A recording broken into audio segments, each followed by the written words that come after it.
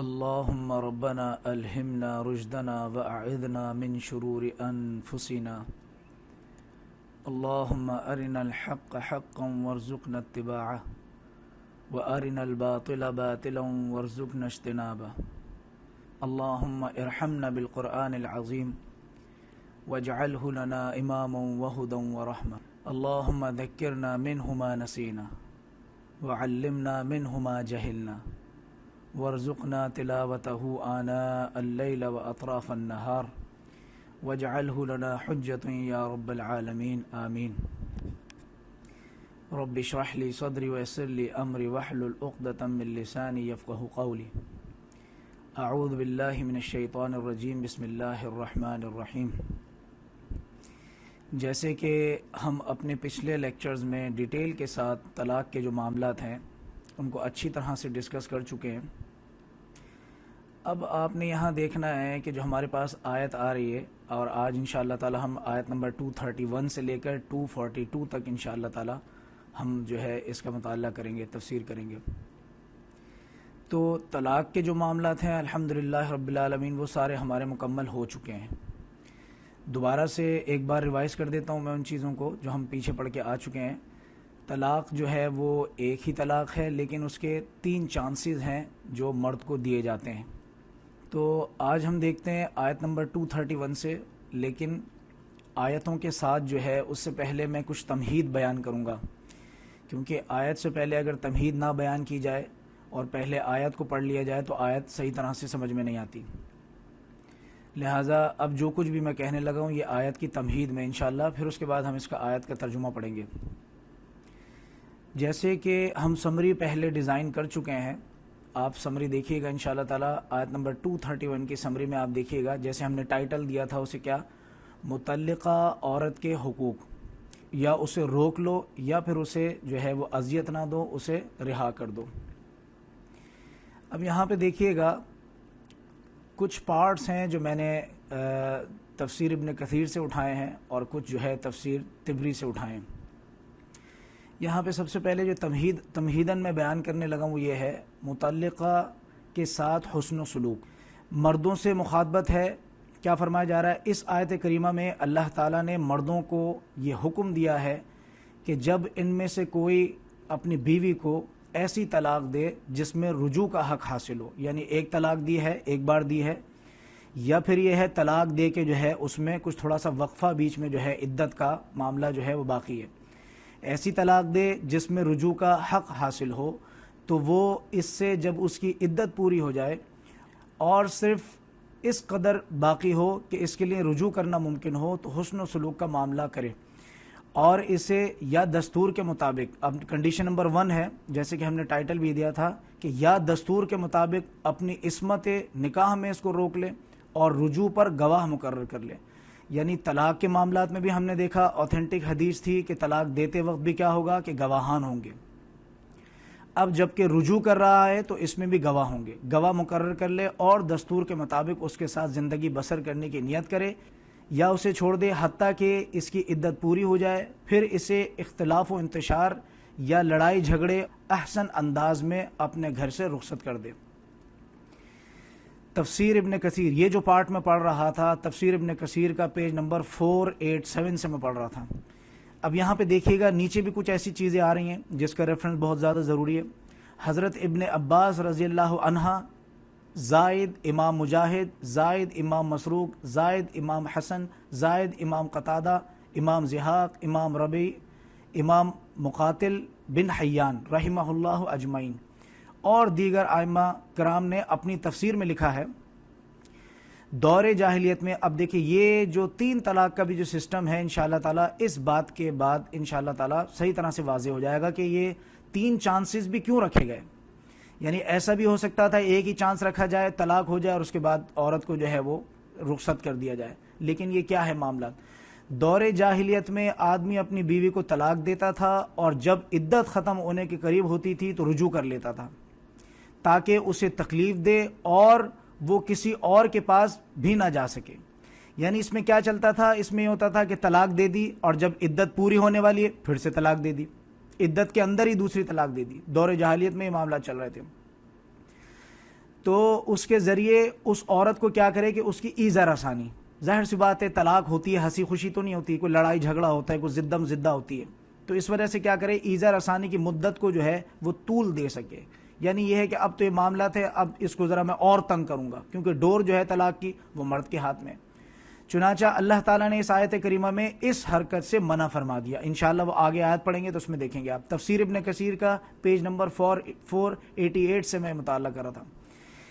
امام ابن جریر رحمہ اللہ اس آیت کریمہ کی تفسیر میں ابو موسیٰ اشعری، اب یہ دیکھیے گا کہ اس تعویل خاص میں بھی جو ہے وہ بالخصوص یہ کام کس قبیلے میں ہو رہا تھا، تو کیا فرمایا جا رہا ہے کہ امام ابن جریر رحمہ اللہ اس آیت کریمہ کی تفسیر میں ابو موسیٰ اشعری رضی اللہ عنہ جو کہ ایک صحابی ہیں، روایت کرتے ہیں کہ رسول اللہ صلی اللہ علیہ وسلم اشعریوں سے ناراض ہو گئے، یعنی جو ابو موسیٰ اشعری کا جو قبیلہ تھا ان سے ناراض ہو گئے۔ تو ابو موسیٰ اشعری آئے آپ صلی اللہ علیہ وسلم کی عرض کی کہ اے اللہ کے رسول صلی اللہ علیہ وسلم، آپ اشعریوں سے ناراض ہو گئے ہیں؟ آپ صلی اللہ علیہ وسلم نے فرمایا ہاں، اس لیے کہ تم میں سے ایک شخص یہ کہتا ہے کہ میں نے طلاق دی اور میں نے رجوع کر لیا۔ بھائی میں نے طلاق دی تھی اور میں نے رجوع کر لیا، یعنی دین کا تو اس میں کوئی عمل دخل ہے نہیں۔ یہ جو ہے مسلمانوں کا طلاق دینے کا طریقہ نہیں ہے۔ عورت کو اس کی عدت کے شروع میں، یعنی جو پیریڈز ہوتے ہیں اس کے بعد کا جو بالکل جو فرسٹ فیز ہوتا ہے، جس کو ہم پڑھ کے آ چکے ہیں فالیکولر فیز جس کو کہا جاتا ہے، کہ وہ اپنی ناپاکی سے جب پاک صاف ہو جائے پھر اس کو جو ہے وہ طلاق دینے کا جو ہے اس کا وہ بنتا ہے۔ یہ پارٹ بھی میں پڑھ رہا تھا تفسیر ابن کثیر بک نمبر 1 جلد نمبر 1 سے پیج نمبر 488 پر۔ اسی طرح سے اسی کا دوسرا ریفرنس بھی ہے، تفسیر طبری ہے بک 2 اور پیج نمبر 655۔ اب اس میں دیکھیے گا انشاءاللہ تعالیٰ جب یہ آیت ہم پڑھیں گے تو بآسانی یہ آیت سمجھ میں آئے گی اور آپ کو اس کا پس منظر بھی سمجھ میں آئے گا۔ آیت نمبر 231 میں بسم اللہ الرحمن الرحیم وَإِذَا طَلَّقْتُمُ النِّسَاءَ فَبَلَغْنَ أَجَلَهُنَّ فَامْسِكُوهُنَّ بِمَعْرُوفٍ أَوْ سَرِّحُوهُنَّ بِمَعْرُوفٍ، اور جب تم طلاق دے دو اپنی عورتوں کو اور پھر پوری ہونے کو آئے ان کی عدت، پھر یا تو انہیں روک لو، فَامْسِكُوهُنَّ یا ان کو روک لو، أَوْ سَرِّحُوهُنَّ بِمَعْرُوفٍ یا پھر یہ ہے کہ بھلے طریقے سے ان کو جانے دو۔ وَلَا تُمْسِكُوهُنَّ ضِرَارًا لِتَعْتَدُوا، اور دیکھو ان کو روکو نہیں اس لیے کہ تم ان کو ضرر پہنچاؤ۔ وَمَن يَفْعَلْ ذَلِكَ، اور جو ایسا کرے گا فقط ظلم نفسہ، جس نے اللہ کی آیات کا مذاق بنایا، فقط ظلم نفسہ، در حقیقت وہ اپنے اوپر ظلم کرے گا۔ وَلَا تَتَّخِذُوا آیات اللہ ہدوا، اور دیکھو ہرگز اللہ کی آیات کا ہنسی مذاق نہ بناؤ۔ جیسے کہ میں پہلے بھی بتا چکا ہوں کہ قانون جو ہے وہ اپنی جگہ ہوتا ہے، اگر لوگوں کے دل میں خدا ترسی نہ ہو، اللہ کا خوف نہ ہو، تو اس کو مذاق بننے میں 2 منٹ بھی نہیں لگتے۔ لہٰذا جہاں بھی کہیں شرعی قوانین آتے ہیں ساتھ ہی ساتھ اللہ تعالیٰ اس سے ڈرا دیتے ہیں، کیونکہ فوراً ایسا نہیں ہوگا کہ انسان کے جو ہے کہ فوراً اس کی پکڑ ہو جائے، تو پکڑ تو فوراً نہیں ہوگی لیکن دین کا مذاق بنتا چلا جائے گا۔ وَاذْكُرُوا نِعْمَةَ اللَّهِ عَلَيْكُمْ، اور یاد کرو اللہ کے احسان کو جو تم پر اس نے کیا ہے۔ وَمَا أَنزَلَ عَلَيْكُمْ مِنَ الْكِتَابِ وَالْحِكْمَةِ، اور دیکھو اور اس کو بھی اور اس کا بھی جو ہے وہ شکر بجا لاؤ کہ اس نے نازل کی ہے تم پر جو ہے وہ ایک کتاب، اور اس میں سے جو ہے موجود کیا ہے، حکمت اللہ تعالیٰ کی۔ یعظکم بہ، اور وہ اس کے ذریعے سے تمہیں نصیحت کرتا ہے۔ میں بارہا بتا چکا ہوں کہ اگر یہ شریعت کے احکامات نہ ہو تو ہمارا بھی آج انگریزوں والا حشر ہو۔ ہم دیکھ رہے ہیں کہ ویسٹ میں کیا ہو رہا ہے، لہٰذا اللہ کا بہت احسان ہے، اللہ کا شکر ہے کہ اس نے ایک شریعت دی ہے جو انسان اور جانور کے بیچ تفریق رکھتی ہے۔ واتقوا اللہ واعلموا ان اللہ بکل شیء علیم، اللہ سے ڈرتے رہو، اللہ کا تقوی اختیار کرو، واعلموا، اور جان لو، ان اللہ بکل شیء علیم، کہ اس میں کوئی شک شبہ نہیں ہے کہ اللہ تعالیٰ بہت جاننے والا ہے، اللہ تعالیٰ جو ہے وہ تمام چیزوں کا علم رکھنے والا ہے۔ اب اس کے بعد جو آیت آ رہی جس کو ہم نے سمری میں آپ دیکھیں گے، جس کو ہم نے ٹائٹل دیا تھا کیا، وَإِذَا طَلَّقْتُمُ النِّسَاءَ فَبَلَغْنَ أَجَلَهُنَّ فَلَا تَعْضُلُوهُنَّ، ہم نے اس کو ٹائٹل دیا تھا نہ روکو عورتوں کو ان کے سابقہ یا دوسرے شوہروں سے کہ نہ نکاح کرنے کے لیے، یعنی جو ہم نے پہلے بھی دیکھا تھا، اس کو انشاءاللہ اس کے ضمن میں حدیث بھی پڑھیں گے تو یہ بات جو ہے اچھی طرح سے واضح ہو جائے گی۔ اب یہاں آپ لوگوں کے سامنے صحیح بخاری کی 5130 میں حدیث رکھنے لگا ہوں، جس سے اس کا مضمون جو ہے انشاءاللہ تعالی واضح ہو جائے گا۔ یہ جو حدیث میں آپ کے سامنے پڑھنے لگا ہوں، یہ ایک صحابی ہیں معقل بن یسار رضی اللہ عنہ کا ایک شخص کے ساتھ رشتہ کرنے سے انکار۔ صحیح بخاری کی حدیث بتا چکا ہوں 5130۔ یہ جو آیت ہے فلا تعدلوہن کی تفسیر میں بیان کیا کہ مجھ سے یعنی معقل بن یسار سے جو ہے وہ بیان کیا ہے. یہ آیت جو ہے وہ فرما رہے ہیں کہ میرے لیے ہے، میرے بارے میں یہ آیت نازل ہوئی. میں نے اپنی ایک بہن کا نکاح ایک شخص سے کر دیا، اس نے اسے طلاق دے دی. یعنی ایک شخص سے معقل بن یسار نے جو ہے اپنی بہن کا جو ہے وہ نکاح کیا، اس نے جو ہے اسے کیا کیا کہ طلاق دے دی. لیکن جب عدت پوری ہوئی تو وہ شخص ابو البدا، یعنی عدت پوری ہونے کے بعد جب وہ مطلقہ ہو چکی، ساری چیز ہو گئی، تو یہاں پہ اس انسان کا نام آ رہا ہے جو ان کا بہنوئی تھا، ابو البداح. میری بہن سے پھر نکاح کا پیغام لیا ہے. ابو طلاق وغیرہ ہو گئی، عدت ہو گئی، سب ہو گیا، لیکن پھر اس کے بعد وہی معاملات کہ ان کو ریگریٹ ہوا کہ طلاق جو ہے وہ نہیں ہونی چاہیے تھی یا مجھے رجوع کرنا چاہیے. پھر سے وہ آ گیا ان کے بھائی کے پاس، معقل بن یسار کے پاس. میں نے اس سے کہا کہ میں نے تم سے اس کا یعنی اپنی بہن کا جو ہے وہ نکاح اس کا کیا اسے تمہاری بیوی بنایا اور تمہیں عزت دی. ہو سکتا ہے کہ وہ جو ابو البدا ہوں کسی جو ہے ایسے گھرانے سے ہوں کہ یہ جو معقل بن یسار ہیں کسی اچھے گھرانے سے ہوں، تو انہوں نے جو ہے کہہ رہے ہیں کہ میں نے جو ہے وہ تمہیں عزت دی اور یہ ساری چیزیں ہوئیں، لیکن تم نے اسے طلاق دے دی اور اب تم پھر جو ہے وہ نکاح کا پیغام لے کر آئے ہو. ہرگز نہیں، یہ انہوں نے منع کر دیا، ہرگز نہیں. اللہ کی قسم اب تمہیں میں کبھی بھی اسے نکاح میں نہیں دوں گا. وہ شخص ابو البدا کچھ برا نہ تھا، یعنی وہ جو شخص تھا ابو البدا وہ بھی کچھ بہت زیادہ جو ہے برا نہیں تھا، اور عورت بھی اس کے ہاں جو واپس جانا چاہتی تھی. یعنی جو معقل بن یسار کی جو بہن تھی وہ بھی یہ ہے کہ ان کی بھی رضا یہ تھی کہ وہ بھی واپس جائے. اس لیے اللہ تعالیٰ نے اس آیت کو جو اللہ تعالیٰ نے نازل کیا اور فرمایا فلا تعدلہن، کہ تم عورتوں کو مت روکو. میں نے عرض کی یا رسول اللہ، اب میں جو ہے جب یہ احکام آ گئے، رسول اللہ صلی اللہ علیہ وسلم نے بھی یہ چیز فرمائی، تو انہوں نے جو ہے معقل بن یسار نے جو انہوں نے کہا کہ یا رسول اللہ، اب جب ظاہر سی بات ہے کہ آپ صلی اللہ علیہ وسلم آیت سنا رہے ہیں، صحابیوں کی یہی شان ہوتی تھی کہ جب اللہ کا یا اللہ کا رسول کا کوئی حکم آتا تھا اس پہ فوراً سر خم تسلیم کرتے تھے. تو انہوں نے کہا کہ اب میں کر دوں گا. بیان کیا کہ پھر انہوں نے اپنی بہن کا نکاح اس شخص کے ساتھ کر دیا. تو یہاں پہ جو بات آ رہی تھی وَإِذَا طَلَّقْتُمُ النِّسَاءَ، پھر جب کہ تم طلاق دے دو، عدت پوری ہو جائے، فَبَلَغْنَا، پھر جب کہ وہ بلاغ بھی ہو جائے ان کا کہ ان کی عدت وغیرہ پوری ہو جائے، أَجَلَهُنَّ فَلَا تَعْدُلُهُنَّ، تو مت روکو ان کو، أَن يَنْكِحْنَ أَزْوَاجَهُنَّ، کہ وہ جو ہے اس سے نکاح کر لے، یعنی سابقہ جو ان کا جو شوہر ہے اس سے وہ نکاح کر لے. اچھا یہاں پہ دیکھیے گا کچھ احادیث جو ہے، اگر یہاں پہ میں نے ان کو بیان نہیں کیا تو پھر آگے اس کا موقع نہیں آئے گا، اور میں چاہتا ہوں کہ بہت امپورٹنٹ احادیث ہیں، اس کو بھی یہاں ہمارے نصاب میں رکھ دیا جائے. یہاں پہ دیکھیے گا غالباً یہ والی جو حدیث ہے شاید میں پہلے بھی رکھ چکا ہوں، لیکن یہ والی حدیث جو ہے دوبارہ دیکھیے گا. وہ کیا ہے کہ کوئی عورت کسی عورت کا نکاح نہ کرے. یعنی کوئی عورت کسی عورت کا بڑی بہن ہے کسی چھوٹی بہن کا جو ہے وہ گواہ بن کے نکاح نہیں کر سکتی. اب اس کی دیکھیے گا دلیل کیا ہے. سنن ابن ماجہ کی حدیث ہے 1882، حضرت ابو ہریرہ نے. اچھا یہاں پہ سمجھ لیجئے گا کوئی عورت بھی کسی دوسری عورت کا نکاح جو ہے اس میں گواہ نہیں بن سکتی. اسی طرح سے عورت اپنے نکاح کی بھی گواہ نہیں بن سکتی، یعنی اس کو ولی کی ضرورت ہے. تو یہاں پہ کیا فرمایا جا رہا ہے، حضرت ابو ہریرہ رضی اللہ عنہ سے روایت ہے کہ رسول اللہ صلی اللہ علیہ وسلم نے فرمایا کوئی عورت کسی عورت کا نکاح نہ کرے، یعنی اس کا گواہ نہ بنے یا اپنا نکاح خود سے نہ کرے، نہ عورت خود اپنا نکاح کرے. بدکار عورت ہی اپنا نکاح خود کرتی ہے. سنن ابن ماجہ کی حدیث نمبر 1882. اسی طرح سے دوسری حدیث دیکھیے گا، جامع ترمذی کی حدیث ہے 1101 میں رسول اللہ صلی اللہ علیہ وسلم نے کیا فرمایا، ولی کے بغیر نکاح نہیں ہے. اب یہاں پہ ایک آخری حدیث دیکھیے گا جو کہ کیا ہے، سنن ابن ماجہ کی حدیث ہے 1881. اس میں کیا فرمایا جا رہا ہے، حضرت ابو موسیٰ رضی اللہ عنہ سے روایت ہے، رسول اللہ صلی اللہ علیہ وسلم نے فرمایا ولی یعنی سرپرست کے بغیر نکاح نہیں ہے. اب اسی میں دیکھتے ہیں جو میں آپ کو پڑھ کے بتا رہا تھا آگے، کہ جو ہے پہلے شوہر سے جو ہے وہ نکاح کے لیے اس کو نہ روکے.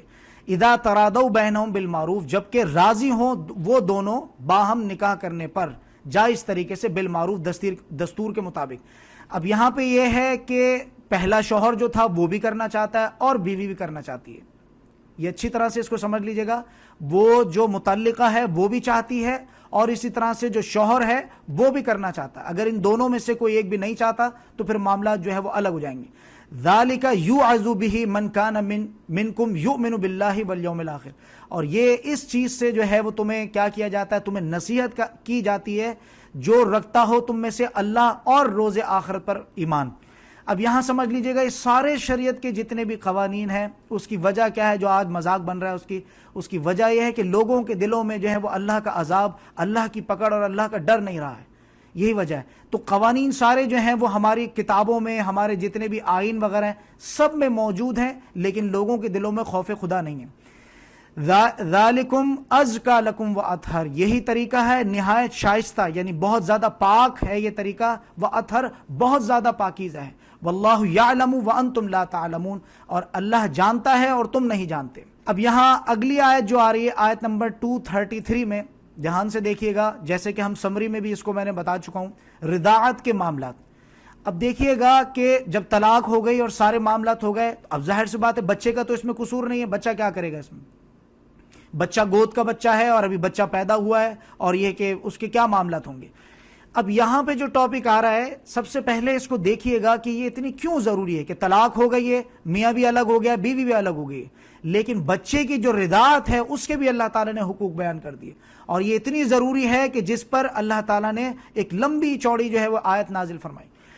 سب سے پہلے یہاں پہ دیکھیے گا، اس کی بھی تمہید کچھ بیان کر رہا ہوں، اس کو بھی اچھی طرح سے سمجھ لیجئے گا تاکہ آگے کی جو آیات ہیں وہ انشاءاللہ تعالی ہمیں سمجھ میں آئے۔ رضاعت جو ہے وہ کتنی ضروری ہے، اس کے ہم سائنٹیفک ریزنز ہم دیکھیں گے کہ رضاعت کے کیا معاملات ہیں۔ اللہ تعالیٰ نے اس کا حکم دیا ہے، رسول اللہ نے بھی اس پہ ایمفیسائز کیا ہے، لیکن سائنس کے اسپیکٹس پہ ہم دیکھیں گے کہ آج جو ہمارے اتنے زیادہ معاملات خراب ہو رہے ہیں اس کی کیا وجہ ہے۔ رضاعت کے معاملات میں سب سے پہلی چیز یہ دیکھیے گا کہ جس کو کہا جاتا ہے بریسٹ فیڈنگ، جس کو کہا جاتا ہے، اس کے ماں کو بھی جو ہے وہ فائدے ہیں اور اس کے بچے کو بھی ڈھیر سارے فائدے ہیں۔ میں آپ کے سامنے کچھ 6-7 فائدے جو ماں کو بھی پہنچتے ہیں وہ بھی رکھوں گا، اور جو بچے کو بھی پہنچتے ہیں وہ بھی رکھوں گا، کیونکہ سائنس کا دور ہے، سائنس کے معاملات ہیں، تو انشاءاللہ تعالی اللہ کرے کہ یہ بات جو ہے سمجھ میں آئے۔ اور آج ہم دیکھتے ہیں کہ کتنی زیادہ بیماریاں خواتین میں جو ہوتی ہیں اس کی وجہ صرف یہ ہوتی ہے کہ بریسٹ فیڈنگ نہیں ہوتی ہے۔ اب یہاں پہ دیکھیے گا سب سے پہلے جو چیزیں آپ لوگوں کے سامنے بیان کرنے لگا وہ benefits for breast feeding for mothers, ماؤں کے لیے اس میں جو ہے وہ کیا فائدے ہیں کہ اگر وہ بریسٹ فیڈ کرتی ہیں تو۔ سب سے پہلے دیکھیے گا پوائنٹ نمبر 1 جو ہے اس میں کیا بتایا جا رہا ہے، میڈیکلی چیزوں کو میں رکھ رہا ہوں۔ یوٹرس بہت جلدی کانٹریکٹ کرتی ہے اور جلد ہی اپنی اس حالت میں آ جاتی ہے جو پریگننسی سے پہلے تھی، ٹھیک ہے۔ یوں پوسٹ پارٹم ہیمریج کے چانسز میں کمی ہوتی ہے، اور جس کی وجہ سے جو ہے بلیڈنگ وغیرہ کم ہوتی ہے، اور بلیڈنگ ظاہر سی بات ہے اگر ایب نارمل بلیڈنگ ہوتی ہے تو اس سے انیمیا ہوتا ہے، خون کی کمی ہوتی ہے، اور بہت سارے پرابلم جو ہے اس سے جو ہے وہ ڈیفیشنسیز کریٹ ہوتی ہیں، یعنی خون کی کمی ہونے کے چانسز جو ہیں وہ کم ہو جاتے ہیں بریسٹ فیڈنگ اگر خواتین کرتی ہیں۔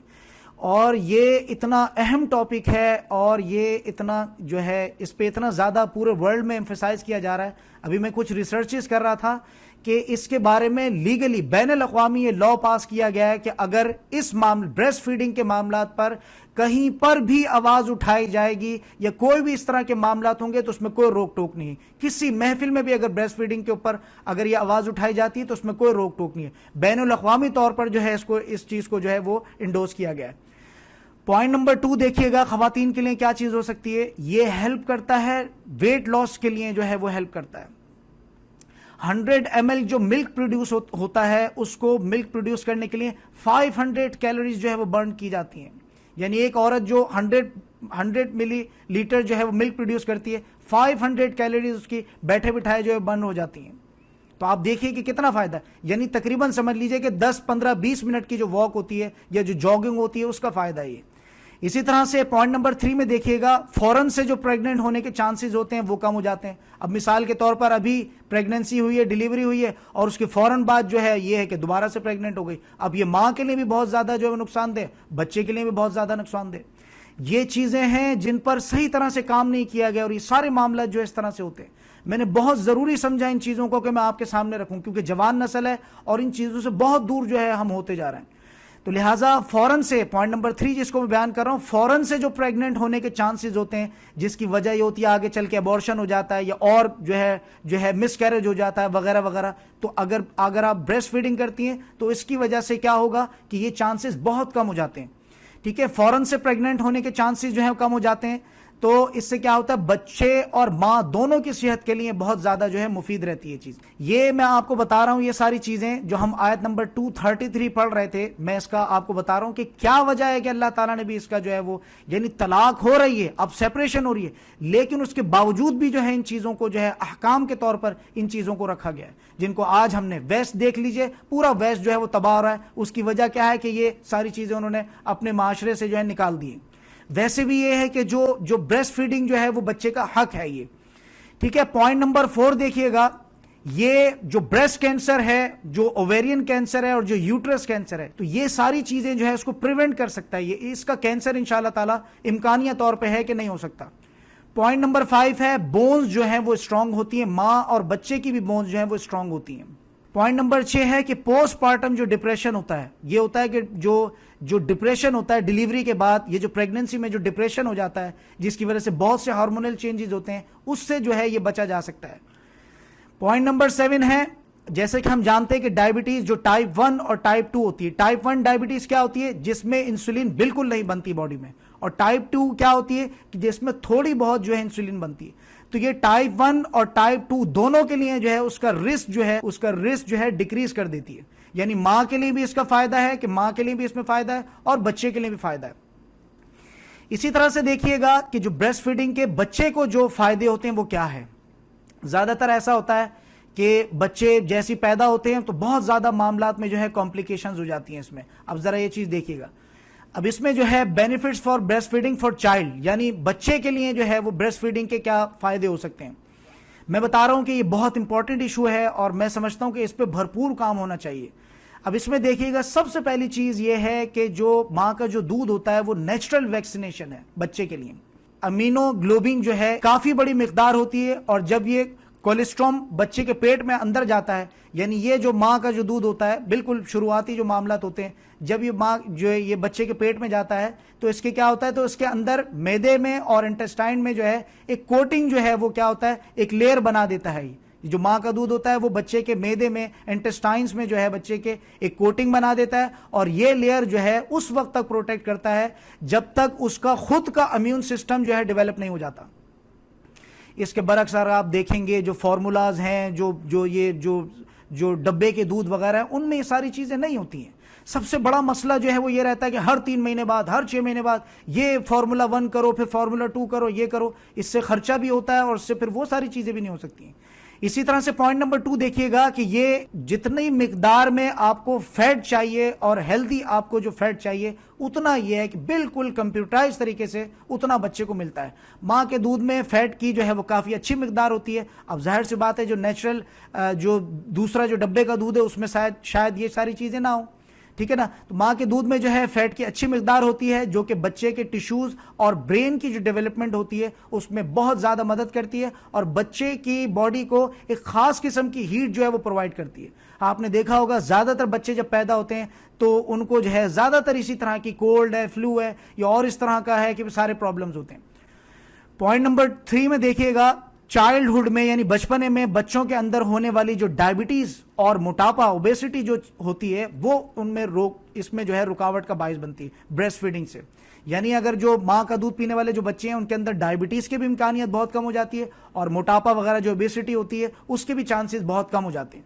اسی طرح سے پوائنٹ نمبر 4 ہے کہ یہ بہت سی بیماریوں سے جو ہے بہت سی بیماریوں کو بچوں سے بچاتا ہے, جیسے ڈائریا ہے, نمونیا ہے, کولڈ ہے, فلو ہے, ایزما ہے, الرجی ہے, ایگزما ہے, اور ساتھ ہی ساتھ جو بہت زیادہ جو مشکلات کا جو ماؤں کو سامنا ہوتا ہے وہ کیا ہوتا ہے, بچوں کے دانت نکلنے کا جو پرابلم ہوتا ہے, ڈینٹل پرابلمز جو ہوتے ہیں وہ بھی اس سے کافی حد تک جو ہے اس میں کیا ہوتا ہے کہ وہ سدھار پیدا ہوتا ہے. اس کے علاوہ سائنس سے کہتی ہے کہ جو بچے ماں کا دودھ پیتے ہیں وہ ان کا IQ لیول جو ہے وہ بہت اچھا ہوتا ہے. اسی طرح سے پوائنٹ نمبر 6 جو ہے یہ بھی سائنس کہتی ہے کہ یہ جو بچے ہوتے ہیں ماں کے دودھ پینے والے وہ مور فیملی اورینٹیڈ ہوتے ہیں, بہت زیادہ اورینٹیڈ ہوتے ہیں فیملی کے ساتھ. اور یہ میں سمجھتا ہوں کہ آج کے دور کا سب سے بڑا فتنہ ہے یہ کہ بھائی کو جو ہے وہ کاٹنے کو دوڑ رہا ہے, اور یہ ساری چیزیں ہیں معاملات جو اس طرح کے. تو تو بہت ضروری ہے یہ چیز. اس کے علاوہ 7واں پوائنٹ جو ہے، بچہ جیسے جیسے گرو کرتا ہے نیوٹرینٹس کی ریکوائرمنٹ بچے میں بڑھتی ہے. جیسے کہ میں نے پہلے بھی بتایا، اگر آپ فارمولا وغیرہ لگا رہے ہیں تو اس میں یہی ٹینشن رہتی ہے ماں کو کہ اب اس کے بعد کیا ہوگا، پھر اس کے بعد کیا ہوگا، پھر وہ جو ہے وہ فارمولا غلط آ گیا، باپ کو بھیجا تھا لینے کے لیے. بہت دفعہ اس طرح کا ہو چکا ہے. بڑے بڑے جو اچھے اچھے ڈبے ہیں جو بڑے کھلے ہوئے میں نے کچرے میں دیکھے، تو اس میں کیا ہوتا ہے کہ وہ منگایا کچھ تھا اور آ کچھ گیا. تو اس میں اور بہت مہنگے ہوتے ہیں جو ڈبے کے جو دودھ ہوتے ہیں.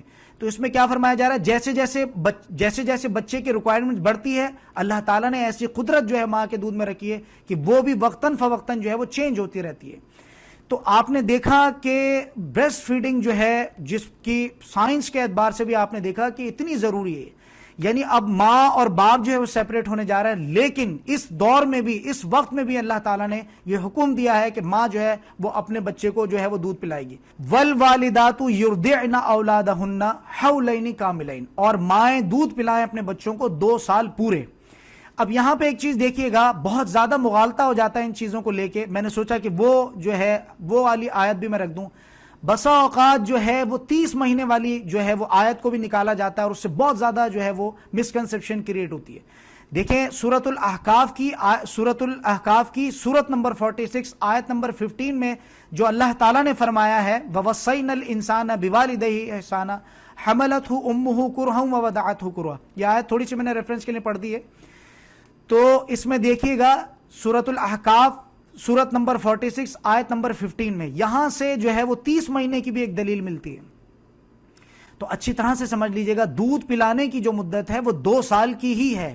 لیکن اس آیت میں جو بیان کیا جا رہا ہے، آپ اس آیت کو بھی نوٹ ڈاؤن کیجئے گا اور اس میں 30 منتھس کی لاجک کچھ اس طرح سے ہیڈنگ ڈال کے اس آیت کو بھی اپنے نوٹس میں نوٹ ڈاؤن کیجئے گا، تاکہ یہ بھی آپ کے جو ہے وہ آپ کے علم میں رہے کہ یہ جو آیت ہے، کچھ جو ہے وہ اس طرح کا جو ہے ترجمہ وغیرہ لوگ پڑھتے ہیں اور اس سے پھر یہ ہوتا ہے کہ 30 منتھس تک وہ چیز چلی جاتی ہے.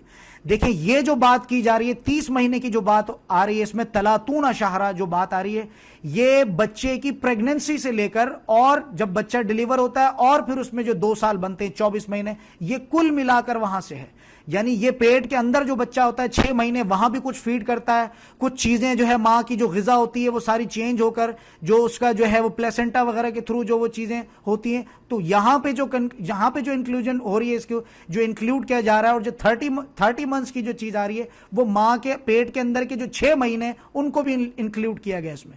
تو لہٰذا یہ بات بالکل کرسٹل کلیئر ہے کہ مائیں جو ہیں وہ دودھ پلائیں گی اپنے بچوں کو 2 سال تک کا جو عرصہ ہے اس میں جو ہے وہ مائیں دودھ پلائیں گی.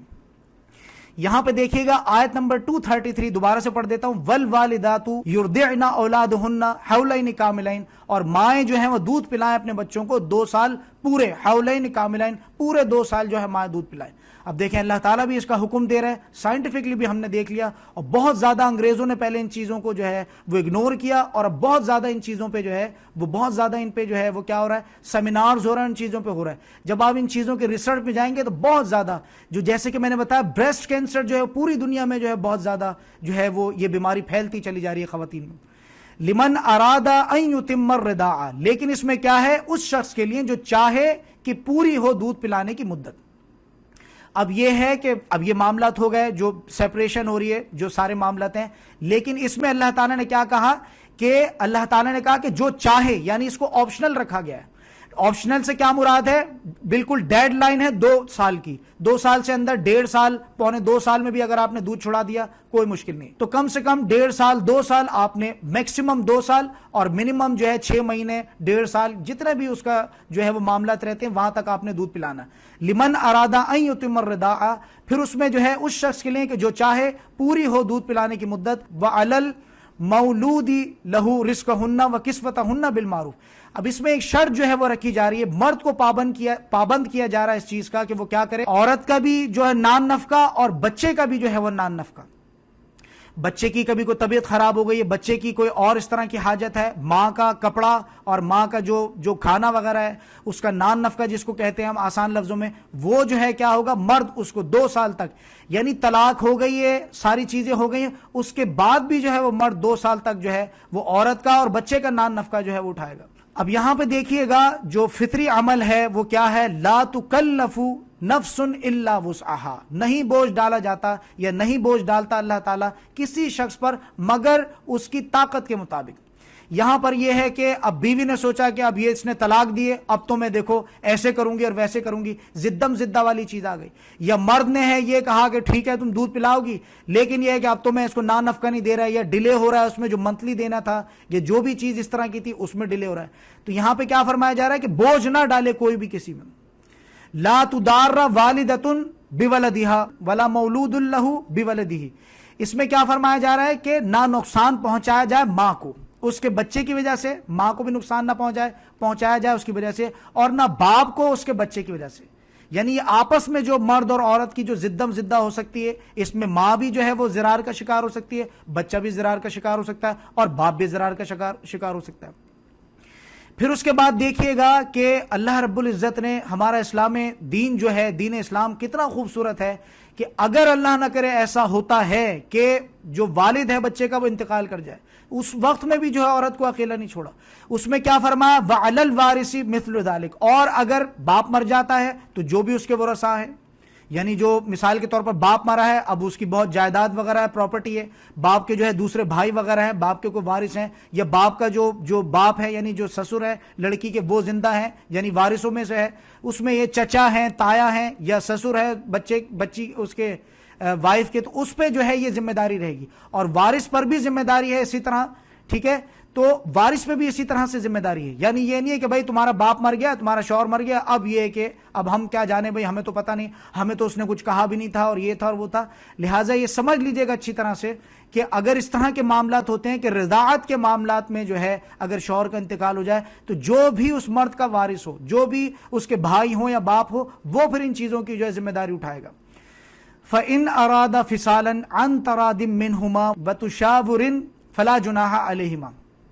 اب اس میں کیا فرمایا جا رہا ہے؟ اس میں فرمایا جا رہا ہے پھر اگر وہ ارادہ کر لیں دونوں دودھ چھڑانے کا، اب یہ ہے کہ 1.5 سال پلایا دودھ، اس کے بعد یہ کہ دونوں نے کہا بھائی ٹھیک ہے اب یہ معاملہ جو ہے اچھے ہو گئے، صحیح ہو گیا، پی لیا دودھ وغیرہ بچے نے، اب یہ ہے کہ ہم اس کا جو ہے باہمی رضامندی سے ہم کیا کرتے ہیں کہ ہم اس کا دودھ چھڑا دیتے ہیں۔ اب اس میں یہ ہے کہ جیسے مرد نے بھی وہ بچہ لینا تھا یا مرد نے کوئی دوسری شادی کرنی تھی، یا عورت کے بھی کچھ مسائل اس طرح کے ہو گئے وہ بھی کنٹینیو نہیں کرنا چاہتی، لیکن یہ بات اچھی طرح سے یاد رہے جو اس کے الفاظ ہیں، عن ترادم منہما سے مراد ہے دونوں باہمی رضامندی سے۔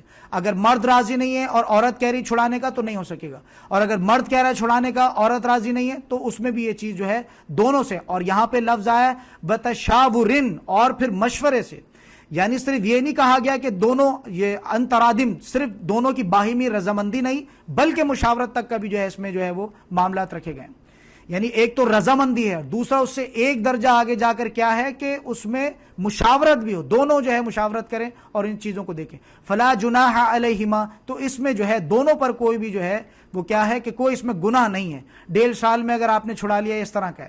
وَإِنْ أَرَدْتُمْ أَن تَسْتَرْضِعُوا أَوْلَادَكُمْ فَلَا جُنَاحَ عَلَيْكُمْ، اور اس میں کیا فرمایا جا رہا ہے؟ پر پھر اس کے بعد جو ہے اور اگر چاہو تم یہ کہ دودھ پلواؤ کسی ایسی دائیہ سے۔ اب اس میں یہ ہے کہ کچھ اس طرح کے معاملات ہو گئے کہ دودھ میں کچھ ایشوز ہو رہے ہیں یا کوئی اس طرح کی چیز ہے، تو اس میں پھر یہ معاملات ہو سکتے ہیں کہ کسی اور سے، کسی دائیہ سے دودھ پلوایا جائے، اس میں بھی کوئی پرابلم نہیں۔ ان تسترضعوا اولادکم، تو اس میں بھی کوئی وہ نہیں ہے کہ تم جو ہے کسی دائیہ سے تم دودھ پلوا لو، ٹھیک ہے۔ فلا جناح علیکم، اس میں بھی کوئی گناہ نہیں ہے، ٹھیک ہے۔ اذا سلمتم ما آتیتم بالمعروف، بشرط یہ ہے کہ ادا کرو تم جو دینا ٹھہرایا تم نے۔ واتقوا اللہ، اللہ کے تقوی، اللہ کا تقوی اختیار کرو، اللہ سے ڈرتے رہو۔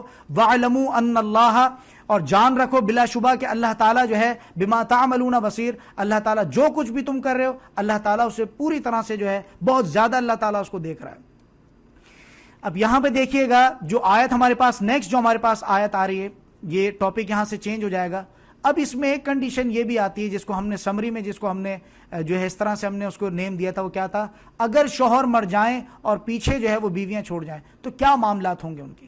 اب یہ معاملات آ رہے ہیں 234 آیت میں۔ اس سے پہلے بھی جو ہے وہ کچھ تمہید میں عرض کرنا چاہتا ہوں، ذرا اس کو اچھی طرح سے دیکھیے گا۔ جس عورت کا شوہر مر جائے، پھر انشاءاللہ ہم نیکسٹ اس میں جو ہے آیت بھی پڑھیں گے اور ترجمہ بھی پڑھیں گے۔ تو یہاں تمہید بیان کر رہا ہوں، جس عورت کا شوہر مر جائے اس کی عدت کے پھر کیا معاملات ہوں گے۔ اللہ تعالیٰ نے ان عورتوں کے جن کے شوہر وفات پا جائیں یہ حکم دیا ہے کہ وہ 4 مہینے 10 دن کی عدت گزاریں۔ یعنی آگے جو آیت آ رہی ہے انشاءاللہ تعالیٰ اس کو ہم پڑھیں گے، اس میں کیا حکم آ رہا ہے۔ یہ حکم جو ہے یہ تفسیر ابن کثیر کا 495 جو ہے، کیونکہ کافی سخت حکم ہے یہ، تو میں نے سوچا کہ میں اس کا بھی ریفرنس پڑھ لوں کہ آپ کو یہ نہ لگے کہ میں نے اپنی طرف سے بات کہہ دی۔ یہ حکم جو ہے وہ سب عورتوں کے لیے ہے، خواہ ان کے شوہروں نے ان کے ساتھ ازدواجی تعلق قائم کیا ہو یا نہ کیا ہو، اور اس مسئلے پر تمام علماء اور فقہاء کا اجماع ہے۔ تفسیر ابن کثیر پیج نمبر 495 سے آپ اس کو ملاحظہ کر سکتے ہیں۔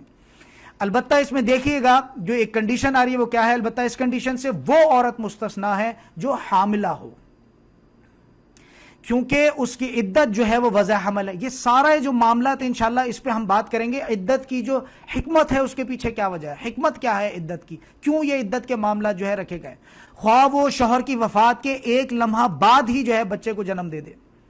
یعنی مثال کے طور پر شوہر مرا ہے، آج جیسے ڈیلیوری ہونی تھی بچی کی، لیکن یہ کہ شوہر جو ہے وہ کیا ہو گیا، انتقال ہو گیا شوہر کا، اب جو ہے بیوی نے بھی بچہ جو ہے وہ اس کے بچے کو جو ہے جنم دے دیا، تو یہ جو ہے اب بچہ ڈیلیور ہو گیا، یہاں پہ عدت پوری ہو گئی۔ ٹھیک ہے، اب اس کی حکمت انشاءاللہ ہم دیکھیں گے۔ پہلی بات جو میں نے آپ سے یہ کہی کہ اس کی دلیل میں آپ کے سامنے رکھ دیتا ہوں، جو میں نے بات کہی کہ البتہ اس کنڈیشن میں وہ عورت مستثنا ہے جو حاملہ ہو، کیونکہ اس کی عدت جو ہے وہ وضع حمل ہے۔ ٹھیک ہے، یعنی عمل جو ہے وضع ہو گیا، جو معاملات تھے ڈیلیوری کے، وہ خواہ وہ ان شوہر کی وفات کے 1 لمحے بعد جو ہے بچے کو جنم دے دے۔ اس کی دلیل دیکھیے گا، یہ بھی بہت جو ہے ذمہ داری والی بات تھی، لہٰذا اس کی بھی دلیل دیکھیے گا۔ اس میں کیا فرمایا جا رہا ہے، سورۃ الطلاق کی جو ہے آیت نمبر 4 میں اللہ تعالیٰ فرما رہے ہیں، اور حمل والی عورتوں کی عدت وضع حمل، یعنی بچہ جننے تک ہے، جب بچہ جو ہے وہ ڈیلیوری ہو گئی وہاں تک ان کی جو ہے عدت ہے۔ اب دیکھیے گا اس میں کہ عدت کی حکمت کیا ہے، کیوں اس طرح سے جو ہے وہ عدت کو اتنا امفسائز کیا جاتا ہے۔ وفات کے بعد عدت میں یہ حکمت ہے کہ اگر رحم مادر میں حمل ہو تو وہ واضح ہو جائے۔ اب یہاں پہ کافی ٹائم سے جو ہے میں خود سے بھی جو ہے ایک چیز کو لے کے پریشان تھا، میں اس چیز کی حکمت کو سوچتا تھا کہ نارمل اگر طلاق ہوتی ہے تو 3 مہینے 10 دن کا جو ہے وہ معاملات رہتے، اور اگر سڈنلی اگر موت آ جاتی ہے شوہر کو تو اس میں 4 مہینے 10 دن کے معاملات رہتے ہیں۔ کافی سوچ بچار کے بعد میں اپنی رائے رکھ رہا ہوں، میں نے کہیں سے پڑھی نہیں ہے رائے، میری اپنی رائے ہے، آپ اس سے اختلاف بھی رکھ سکتے ہیں۔ نارمل طلاق میں جو ہوتی ہے وہ آربیٹریشن ہوتی ہے، لیکن جو سڈن جو ڈیتھ ہوتی ہے ہسبینڈ کی یا جو بھی کچھ اس طرح کا ہوتا ہے حادثاتی طور پر، اس میں 4 مہینے 10 دن کی جو ہے وہ یہ ہو سکتی ہے، اس میں آربیٹریشن نہیں ہوتی ہے اس میں۔ اچھا، اس کے بعد دیکھیے گا کہ یہاں بہت امپورٹنٹ ہے، اب یہ 4 مہینے اور 3 مہینے کا جو معاملات ہیں اس کو ذرا دیکھ لیتے ہیں کہ کیا معاملات ہیں۔ یہ بھی میں نے جو معاملات اٹھائے ہیں یہ اسی سیم پیج پہ انشاءاللہ تعالیٰ آپ دیکھیں گے، تفسیر ابن کثیر کے جو ہے پیج نمبر 495، یہ اس سے آگے والے پیج پہ یہ چیز آپ کو ملے گی۔ کیا ہے تخلیق انسانی، جیسے کہ پہلے بھی میں آپ لوگوں کو آن ریکارڈ نہیں لیکن آف ریکارڈ میں آپ لوگوں کو یہ حدیث بارہا سنا چکا ہوں، آج میں چاہتا ہوں کہ اس حدیث کو میں انشاءاللہ اپنے لیکچر میں ریکارڈ کروا دوں۔ تخلیق انسانی جو ہے اس کا بھی ذرا دیکھیے گا کہ کیا اس کے جو ہے مراحل ہیں اور کس طرح کے معاملات ہیں۔ اس ضمن میں آپ کے سامنے حدیث رکھ رہا ہوں، صحیح بخاری کی حدیث ہے 3208۔ رسول اللہ صلی اللہ علیہ وسلم نے فرمایا کہ تمہاری پیدائش کی تیاری تمہاری ماں کے پیٹ میں 40 دنوں تک نطفے کی صورت میں، یعنی جو اسپرم ہوتا ہے اسپرم کی شکل میں جو ہے وہ اتنے ہی دنوں تک، پھر ایک بستہ جو ہے یعنی خون کا جو جس کو کہتے ہیں علقہ کے ضمن میں، نطفہ جو ہے وہ ہم جانتے ہیں اسپرم کو کہتے ہیں، علقہ کے ضمن میں ذرا سمجھ لیجئے گا۔ بہت سے لوگ جو ہے اس کو سمجھتے ہیں کہ یہ صرف جو ہے خون کے لوتھڑے کو، بلڈ آف کلاٹ کو کہا جاتا ہے، لیکن یہ لوتھڑے سے یا علقہ سے جو مراد ہے عربی میں 3 مراد اس سے ہیں۔ ایک تو ہے کہ بلڈ جو ہوتا ہے کلاٹ کا، علقہ جس کو کہا جاتا ہے۔ اسی طرح سے دیکھیے گا ایک لفظ استعمال کیا اللہ تعالیٰ نے لیکن اس کے 3 میننگز بنتے ہیں اور تینوں جو ہے وہ اس پر بالکل امپلیمنٹ ہوتے ہیں۔ ایک جو ہے وہ میننگ کیا بنتی ہے، علقہ، جس کو خون کا لوتھڑا کہا جاتا ہے۔ اسی طرح سے دوسرا علقہ کا جو عربی میں دوسرا ترجمہ بنتا ہے وہ علق سے کیا مراد ہے، لٹکا ہوا، تو یہ رحم مادر کے ساتھ جونک کی شکل میں جو ہے وہ لٹکا ہوتا ہے۔ اور تیسرا جو اس کا جو علق کا جس کو کہا جاتا ہے لیچ لائک سبسٹنس، یعنی جو جونک جو ایک کیڑا ہے اس کی شکل کا، یہ جو ہے نطفے کے بعد پھر یہ اس طرح کا کھینچ کے آپ دیکھ سکتے ہیں کہ بلڈ سکر کے نام سے وہ کیڑا انگلش میں اس کو کہا جاتا ہے، اردو میں اسے جونک کی شکل میں کہا جاتا ہے۔ تو اس کا آپ دیکھیں گے کہ یہ جونک کی شکل میں جو علقہ کے میں بتا رہا ہوں کہ 3 مطلب ہیں اور تینوں کے تینوں الحمدللہ رب العالمین تینوں کے تینوں جو ہے اس پہ امپلیمنٹ ہو رہا ہے۔ تو اس میں کیا فرمایا جا رہا ہے کہ علقہ کے صورت میں جو ہے اختیار کیا رہتا ہے. الحمدللہ و شکر اللہ.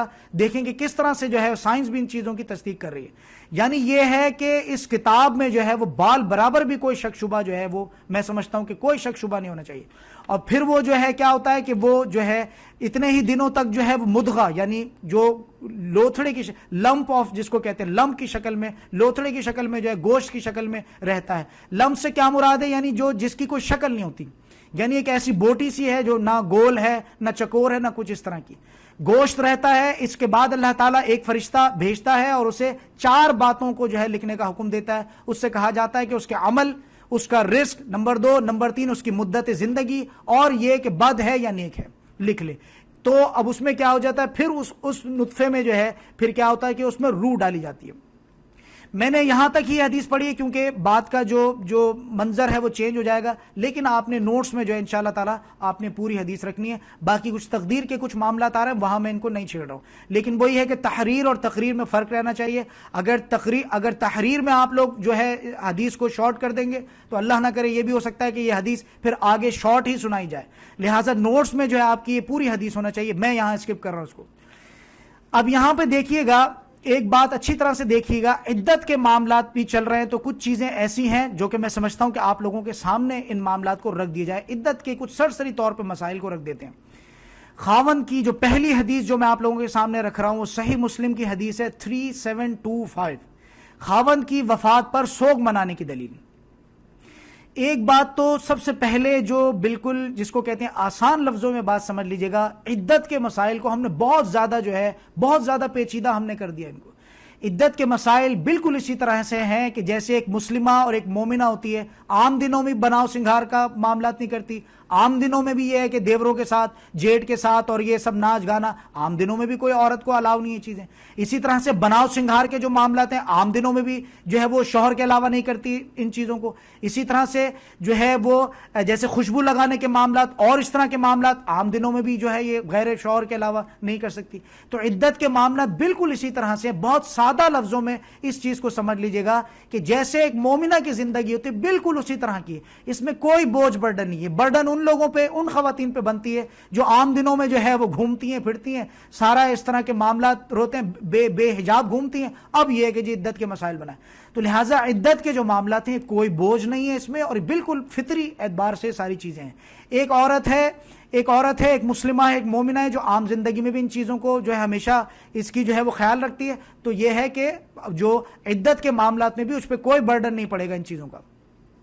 خاوند کی وفات پر جو ہے سوگ منانے کی دلیل. اب یہ سمجھ لیجئے گا, سب سے پہلے سمجھ لیجئے گا, سوگ منانے سے مراد یہ نہیں کہ مارو پیٹو, اپنا جو ہے اپنے چہروں کو پیٹو یا اپنے آپ کو ماتم کرو. سوگ منانے سے یہ ہے مراد کہ کوئی خوشی کا جو ہے وہ حصہ نہیں بنے گی. سمجھ آ گئی؟ سوگ منانے سے یہ, کیونکہ ہمارے یہاں سوگ کی بھی جو ہے بہت بری بری شکلیں موجود ہیں.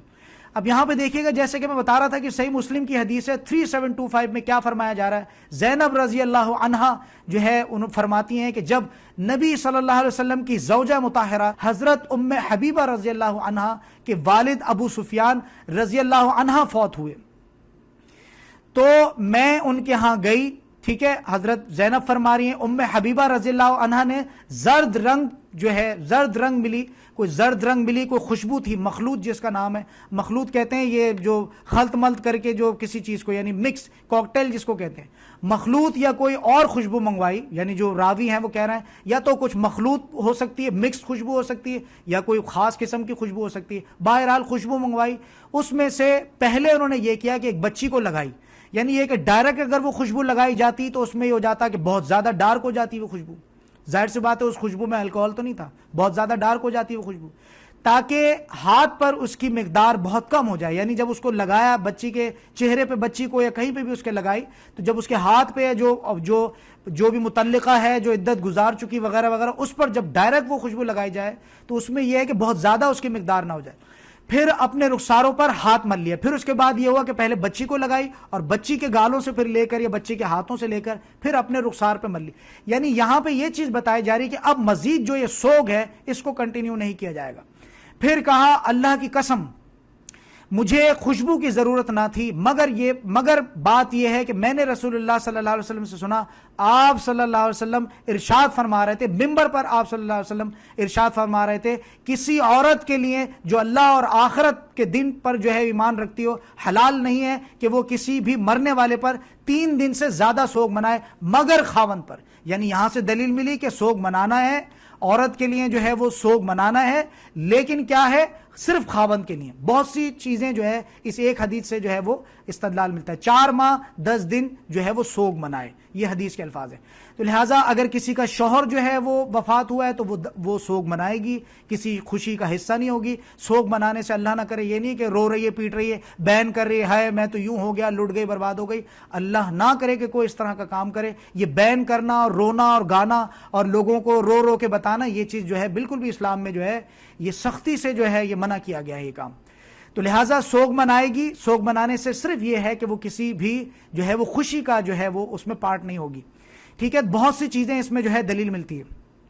اسی طرح سے عدت کے معاملات میں سخت وعید جس کو کہا گیا، اب ذرا یہ سمجھ لیجئے گا، بہت سی خواتین اس طرح کی کہ بہت سے وہ دروازے ڈھونڈتی ہیں، ذرا اس حدیث سے اچھی طرح سے سمجھ لیجئے گا کہ کیا معاملات ہیں۔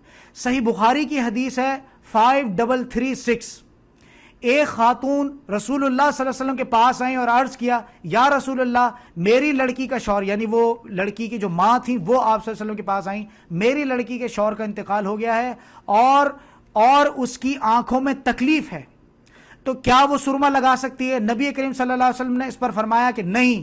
2-3 مرتبہ اس عورت نے عرض کیا، اس کو لگا کہ مطلب کوئی ایسی بات ہو، شاید ہو سکتا ہے تیسری بار میں کچھ تھوڑا سا جو ہے ریلیف مل جائے۔ 2-3 مرتبہ آپ صلی اللہ علیہ وسلم نے فرمایا، ہر مرتبہ آپ صلی اللہ علیہ وسلم یہی فرماتے تھے کہ نہیں نہیں نہیں۔ پھر نبی کریم صلی اللہ علیہ وسلم نے فرمایا کہ شرعی عدت 4 مہینے اور 10 دن کی ہی ہے، مزید یہ بھی فرما دیا، صرف یہ نہیں کہ نہیں نہیں نہیں، بلکہ بھی فرما دیا کہ یہ شوہر تمہارا جو ہے اس بچی کا انتقال ہو گیا ہے، لہٰذا تمہاری جو عدت ہے وہ کیا ہے، 4 مہینے 10 دن کی بھی ہے۔ اب یہاں جو بڑے قیامت خیز الفاظ آ رہا ہے اور اس حدیث کی جو وضاحت ہے وہ صحیح بخاری کی 5337 میں بھی انشاءاللہ وہ آ جائے گی۔ ایک چیز تھی جو بڑی تنگ کر رہی تھی مجھے، آپ صلی اللہ علیہ وسلم نے کیا فرمایا ہے، اسی حدیث کی لاسٹ لائن پڑھ رہا ہوں، جاہلیت میں تو تمہیں سال بھر تک مینگنیاں پھینکنا پڑتی تھی، یعنی بکری کی جو مینگنیاں تھی، کوئی روایت تھی دور جاہلیت میں، کوئی یہودوں میں سے نصارہ میں سے کوئی اس طرح کی انہوں نے بنائی ہوگی چیز کہ جس میں ہوتا تھا کہ وہ ڈیلی عورت جو ہے جا کے کوئی مینگنیاں پھینکے یا پتہ نہیں اس طرح کی کوئی چیز ہو۔ تو جب کہیں جو ہے وہ عدت سے، یعنی جب 4 مہینے 10 دن کی عدت جو ہے تمہیں اتنی زیادہ جو ہے وہ ہو رہی ہے، ہماری مسلمان خواتین کو بھی یہ چیز دیکھنا چاہیے کہ 4 مہینے 10 دن اتنے زیادہ جو ہے وہ ناگوار گزر رہا ہے۔ پچھلے دور جاہلیت میں تو وہ جاہل خواتین جو تھیں وہ 1 سال تک مینگنیاں پھینکتی تھیں۔ آج ہماری جو مومنات ہیں، مسلمات ہیں، یا جو بھی ہمارے ایمان کے دعوے دار 4 مہینے 10 دن کو کھلتے ہیں، آرام سے گھر نہیں بیٹھ سکتی۔ اب اس میں دیکھیے کہ جیسے میں نے بتایا تھا یہ مینگنیاں پھینکنے سے کیا مراد ہے، مجھے بھی یہ چیز تنگ کر رہی تھی اور ظاہر سی بات ہے کہ آپ کو بھی کہ مینگنیاں پھینکنے کی کیا وضاحت ہے۔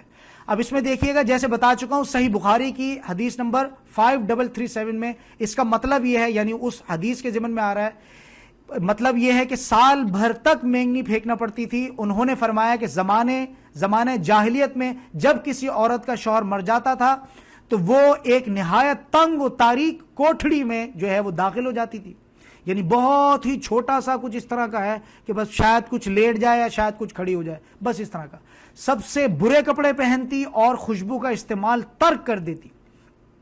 صحیح بخاری کی حدیث ہے 5337، یہ وہ لوگ کام کر رہے ہیں جو سمجھ لیجئے کہ جو دین سے بھٹکے ہوئے تھے، یعنی باطل لوگ بھی جو ہیں وہ اس طرح کے کام کر سکتے ہیں، اور جو حق لوگ ہیں جو امت مسلمہ کے ہیں اور جو ان کے دعوے ہیں ان کے معاملات یہ ہے، سب سے برے کپڑے پہنتی اور خوشبو کا استعمال ترک کر دیتی، یہاں تک کہ اس کی اسی حالت میں 1 سال گزر جاتا، پھر کسی چوپائے، گدھے یا بکری یا پرندے کو اس کے پاس لایا جاتا اور وہ عدت سے باہر آنے کے لیے اس پر ہاتھ پھیرتی۔ یہ ان کا واللہ عالم ان کا کوئی عجیب سا کوئی جو ہے اس طرح کی کوئی روایت ہے، کوئی ثقافت ہے ان کی، اللہ نہ کرے ان الفاظوں کو سن کر کوئی اس میں پازیٹیو امپیکٹ نہ لے۔ یہ دور جاہلیت کی ایک چیز ہے جس کو یہاں بیان کیا جا رہا ہے۔ ایسا کم ہوتا تھا کہ وہ کسی جانور پر ہاتھ پھیر دے اور وہ مر نہ جائے. اس کے بعد وہ نکالی جاتی اور اسے مینگنی دی جاتی جسے وہ پھینکتی. یعنی وہ پرندہ، جانور، گدھا یا بکری یا جو بھی پرندہ اس کے سامنے لایا جاتا تھا وہ اس پہ ایسے ہاتھ وغیرہ پھیرتی تھی کہ جیسے غالباً محسوس ہوتا ہے کچھ اس طرح کی کہ جیسے کوئی وہ نحوست جو ہے اس کی وہ کوئی ٹرانسفر ہو جاتی تھی اس جانور میں، اور پھر وہ جانور یا مر جاتا تھا. اگر وہ مر گیا تو پھر کچھ اور ہی معاملات ہوتے ہوں گے، اور اگر وہ جی گیا اور اس نے پھر کوئی مینگنیاں وغیرہ کی تو وہ جو ہے پھر اس کو اچھالتی تھی اور کرتی. یہ ان کی کوئی جو ہے اس طرح کی ثقافت لگتی ہے. تو لہٰذا اچھی طرح سے عدت کے جو معاملات ہیں یہ اچھی طرح سے واضح رہنا چاہیے کہ اس کو جو ہے اللہ اور اس کے رسول کی رضا کے لیے ان معاملات کو کرنا چاہیے. یہ اتنی ساری جو میں نے احادیث سنائی اور جس میں ہم نے دیکھا کہ آنکھوں میں سرما لگانے والی بھی جو معاملات، 3 بار اجازت لینے کی کوشش کی، لیکن آپ صلی اللہ علیہ وسلم نے فرمایا کہ نہیں، ایسا نہیں ہو سکتا، بلکہ یہ ہے کہ ساتھ ہی ساتھ جو ہے وہ جو ہے 1 سال والی بات بھی بتا دی.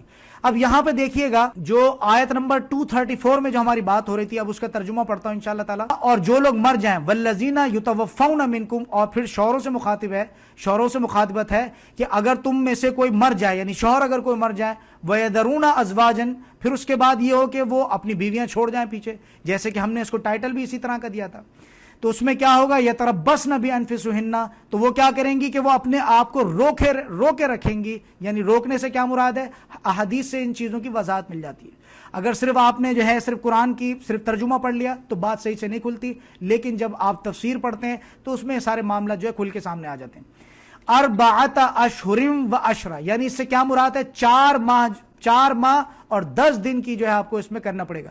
4 ماہ سے مراد یہ ہے کہ جیسے کچھ جو ہے پریگننسی وغیرہ اگر ہے تو کچھ اس طرح کے معاملات ہیں کہ وہ کبھی مہینہ چھوٹا ہوتا ہے کبھی بڑا ہوتا ہے، تو 4 ماہ کے جو ہے یہ معاملات ہیں، اور 10 دن جو ہے وہ احتیاطاً اس کے اوپر رکھے گئے. اگر کوئی چیز ایسی، جیسے کہ میں پہلے بھی پڑھ چکا ہوں، پہلے بھی بتا چکا ہوں کہ اگر کوئی وضع حمل ہے، کوئی اس طرح کا اگر حمل ٹھہرا ہے تو وہ واضح ہو جائے. تو 4 مہینے، کیونکہ میں نے جو وہ حدیث آپ کے سامنے رکھی تھی نطفہ، علقہ اور مدغہ، تو مدغے کی شکل میں جب وہ آئے گا تو واضح طور پہ یہ چیز آپ سامنے آ جائے گی کہ کوئی اس طرح کا حمل، یا جو شوہر مر گیا ہے یا جو طلاق ہو گئی اس کی تو کوئی چیز رحم مادر میں باقی نہیں ہے. تو یہاں پہ وہ جو ہے حدیث سمجھ لیجئے گا کہ وہ جو اسپرم ہے اور پھر اس کے بعد علقہ ہے، اس کے بعد وہ مدغہ ہے، اگر کوئی ایسی چیز چھپی ہوئی ہے تو وہ واضح ہو جائے گی.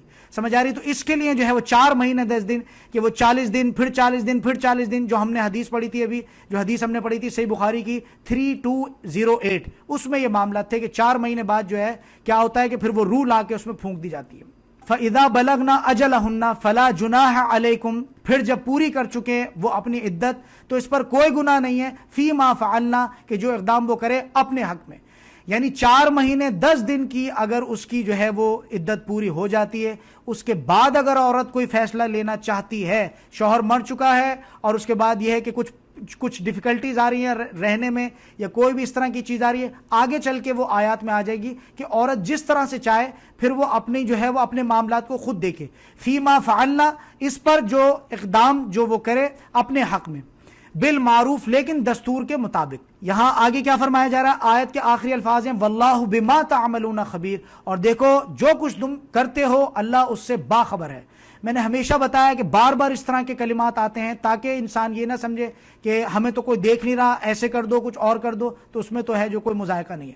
تو لہٰذا شریعت بھی تبھی کام کرتی ہے جب انسان اللہ کا ڈر اپنے اندر رکھے. ادروائز جس انسان کو شریعت کا ڈر نہیں ہے وہ انسان پھر کچھ بھی کرتا پھرے، پھر یہ ہے کہ اس کا تو یہ ہے کہ پھر اللہ ہی اس سے نمٹے گا. اب یہاں دیکھیے گا اس جو اگلی جو آیت آ رہی ہے اس کا ہم نے ٹائٹل کیا رکھا تھا، آیت نمبر 235 کا ہم نے جو ٹائٹل رکھا وہ تو کیا ہے، اب یہ ہے کہ وہ عدت پوری کر رہی ہے اور اس طرح کے معاملات ہیں تو اشارے کنائے سے پیغام نکاح بھیجنا. یعنی یہ ہے کہ کوئی عورت ہے، کوئی کزن وغیرہ ہیں یا اور کوئی اس طرح کے معاملات ہیں جن کی پہلے کوئی نیت تھی لیکن یہ کہ شادی وغیرہ ہو گئی، اب یہ کہ متعلقہ بھی ہو گئی، عدت بھی پوری ہو رہی ہے اور یہ ساری چیزیں، اس میں پھر یہ ہے کہ کیا ہو سکتا ہے کہ اس میں ہو سکتا ہے کہ آپ پیغام بھجوا سکتے ہیں لیکن نکاح جو ہے وہ اس مدت میں نہیں ہوگا جب تک کہ وہ عورت اپنی عدت پوری نہ کر لے. تو لہٰذا اللہ نہ کرے اب وہ عدت پوری نہیں ہوئی اور اس میں نکاح کر لیا، اب وہ پہلے سے کچھ رحم مادر میں چل رہا تھا، اب یہ ہے کہ وہ بچہ تھا کسی اور کا اور اس کا وارث کوئی اور بن گیا، جو جس کا باپ ہے وہ اسی کا باپ رہنا چاہیے. تو اگر اللہ نہ کرے کچھ عدت میں اس طرح کی چیز کو واضح ہو جاتی ہے تو پھر وہ اس والے باپ کا جو ہے وہ نام جڑے گا اس کے ساتھ. لیکن اگر یہ ہے کہ عدت کے بعد اگر کوئی چیز شادی کرنے کے بعد ہوتی ہے تو بالکل کامن سینس کی بات ہے کہ وہ اس والے باپ کا ہوگا. تو ان چیزوں میں جو ہے اب ظاہر سی بات ہے کچھ لوگوں کے لیے جو ہے اولاد اور بیٹے کی جو ہے بہت زیادہ، کچھ کچھ لوگ تو شادی اس لیے کرتے ہیں بار بار کہ ان کو جو ہے وہ اولاد کی جو ہے وہ یہ ساری چیزیں اور آگے بڑھے، نسل بڑھے، ہماری اتنی جائیداد ہے، ہمارے اتنے معاملات ہیں. تو یہ جو ہے وہ بہت بڑا فتنہ، قتل و غارت کا جو ہے یہ باعث بن سکتی ہے یہ چیز. آیت نمبر 235 میں فرمایا جا رہا ہے وَلَا جُنَاحَ عَلَيْكُمْ فِي مَا عَرَّضْتُمْ بِهِ مِنْ خِطْبَةِ النِّسَاءِ. تو کیا فرمایا جا رہا ہے کہ وَلَا جُنَاحَ عَلَيْكُمْ، تو اس میں کوئی گناہ نہیں ہے، فِي مَا عَرَّضْتُمْ، کہ اگر تم نے کوئی چیز ایسے اشارے کنائے سے اگر تم میں جو ہے تم دو پیغام نکاح من خطبۃ النساء، عورتوں کو تم جو ہے وہ کیا کرو، کوئی اگر مثال کے طور پہ کوئی عورت بیوہ ہوئی ہے اور اس کا جو ہے کوئی رشتہ اگر آ گیا تو اس میں کوئی پرابلم نہیں ہے. پہلے سے پہلے اگر آپ نے اس طرح کا کچھ کر لیا ہے کہ وہ جب عدت سے اٹھے گی تو ہو سکتا ہے موسٹ ڈیمانڈنگ ہو کوئی عورت کو، اس طرح کے معاملات ہو، تو آپ نے اگر اس میں اگر کوئی اس طرح کا آپ نے دے دیا ہے، اور وہ بھی ولیوں کو، یہ سمجھ لیجئے گا، ایسا نہ ہو کہ لو لیٹر لکھ کے بھیجنا بھی عدت پوری ہو رہی ہے اس میں، وہ یہ نہیں ہے. ولی کو اگر کوئی پیغام بھیجا جاتا ہے عدت کا تو اس میں کوئی مذائقہ نہیں. ان ساری چیزوں کو جو ہے بڑا پازیٹیولی لینا ہے. تو اس میں کیا فرمایا جا رہا ہے، اشارے کنائے میں اگر تم جو ہے پیغام نکاح اگر تم ان عورتوں کو بھیج دو تو اس میں او کننتم، یا چھپائے رکھو، یا تو یہ ہے کہ تم نے بھیج دیا اس میں بہت ہی زیادہ اگر بے صبرے ہو رہے ہو تو تم نے اس میں بھیج دیا، اس میں بھی کوئی مذائقہ نہیں. یا پھر یہ کہ تم چھپا کے تم نے رکھا، اپنے دلوں میں تم نے چھپا کے رکھا، اور اس کے بعد یہ کہ جب وہ عدت سے پوری ہو گئی پھر اس کے بعد تم نے بھیج دیا. او کننتم فی انفسکم، اللہ تو تم یا تو اس کو ظاہر کر دو اس چیز کو، یا تم چھپا لو اس چیز کو، اللہ تو جانتا ہے اس کو. علم اللہ انکم ستذکرونہن ولکن لا تعائدوہن سرا. اب اس میں کیا فرمایا جا رہا ہے، اللہ جانتا ہے کہ تم ضرور سوچتے ہوگے، یعنی کبھی بھی اس طرح کی کوئی چیز ہوتی ہے تو اللہ جانتا ہے کہ کوئی مرد ہے اس طرح کا، تعویل خاص میں بھی کچھ تعویل اس کی ہو سکتی ہے، یا تعویل عام میں بھی ایسا ہو سکتا ہے کہ کوئی عورت بیوہ ہوئی ہے اور کوئی مرد اس کے بارے میں چاہتا ہے کہ بھائی میں بہت اچھی عورت تھی، بہت زبردست عورت تھی، بڑی نیکوکار عورت تھی، اور اگر میں پہلے اس سے بہت زیادہ وشفل تھا کہ میں اس سے نکاح کروں، اب یہ ہے کہ انفارچونیٹلی اس کے ہسبینڈ کا انتقال ہو گیا، اب یہ کہ بہت زیادہ ولنگ ہے. تو اس میں یہ فرمایا جا رہا ہے کہ علم اللہ انکم ستذکرونہن، تو اللہ جانتا ہے کہ تم ضرور سوچتے ہوگے ان کے بارے میں، ان عورتوں کے بارے میں. ولکن لا تعائدوہن، لیکن یہ وعدہ جو ہے تم ان سے نہ کرو. ہو سکتا ہے وہ عورت جب عدت سے نکلے کوئی اور آپشنز اس کے پاس ہوں، یا اور اس کے ولی جو ہے کچھ اور اس کے بارے میں اچھا سوچ کے بیٹھو. تو یہ وعدہ نہیں ہے، کوئی اگریمنٹ سائن نہیں کرنا ہے اس میں کہ تم نے پہلے سے لکھوا لیا، نہیں، کوئی اگریمنٹ نہیں ہوگا. اگریمنٹ تب ہی ہوگا جب وہ عدت سے پوری طرح سے باہر آتی ہے اور پھر اس کے بعد یہ چیز ہے. لیکن نہ وعدہ کرو ان سے نکاح کا، وعدہ تک بھی نکاح کا نہ کرو جب تک کہ پوری طرح سے صرف رشتہ آپ نے بھیج کے خبر دے دی اس کے ولیوں کو کہ بھائی میں بھی جو ہے وہ یہ میں کرنا چاہتا ہوں، بس صرف اتنا ہے.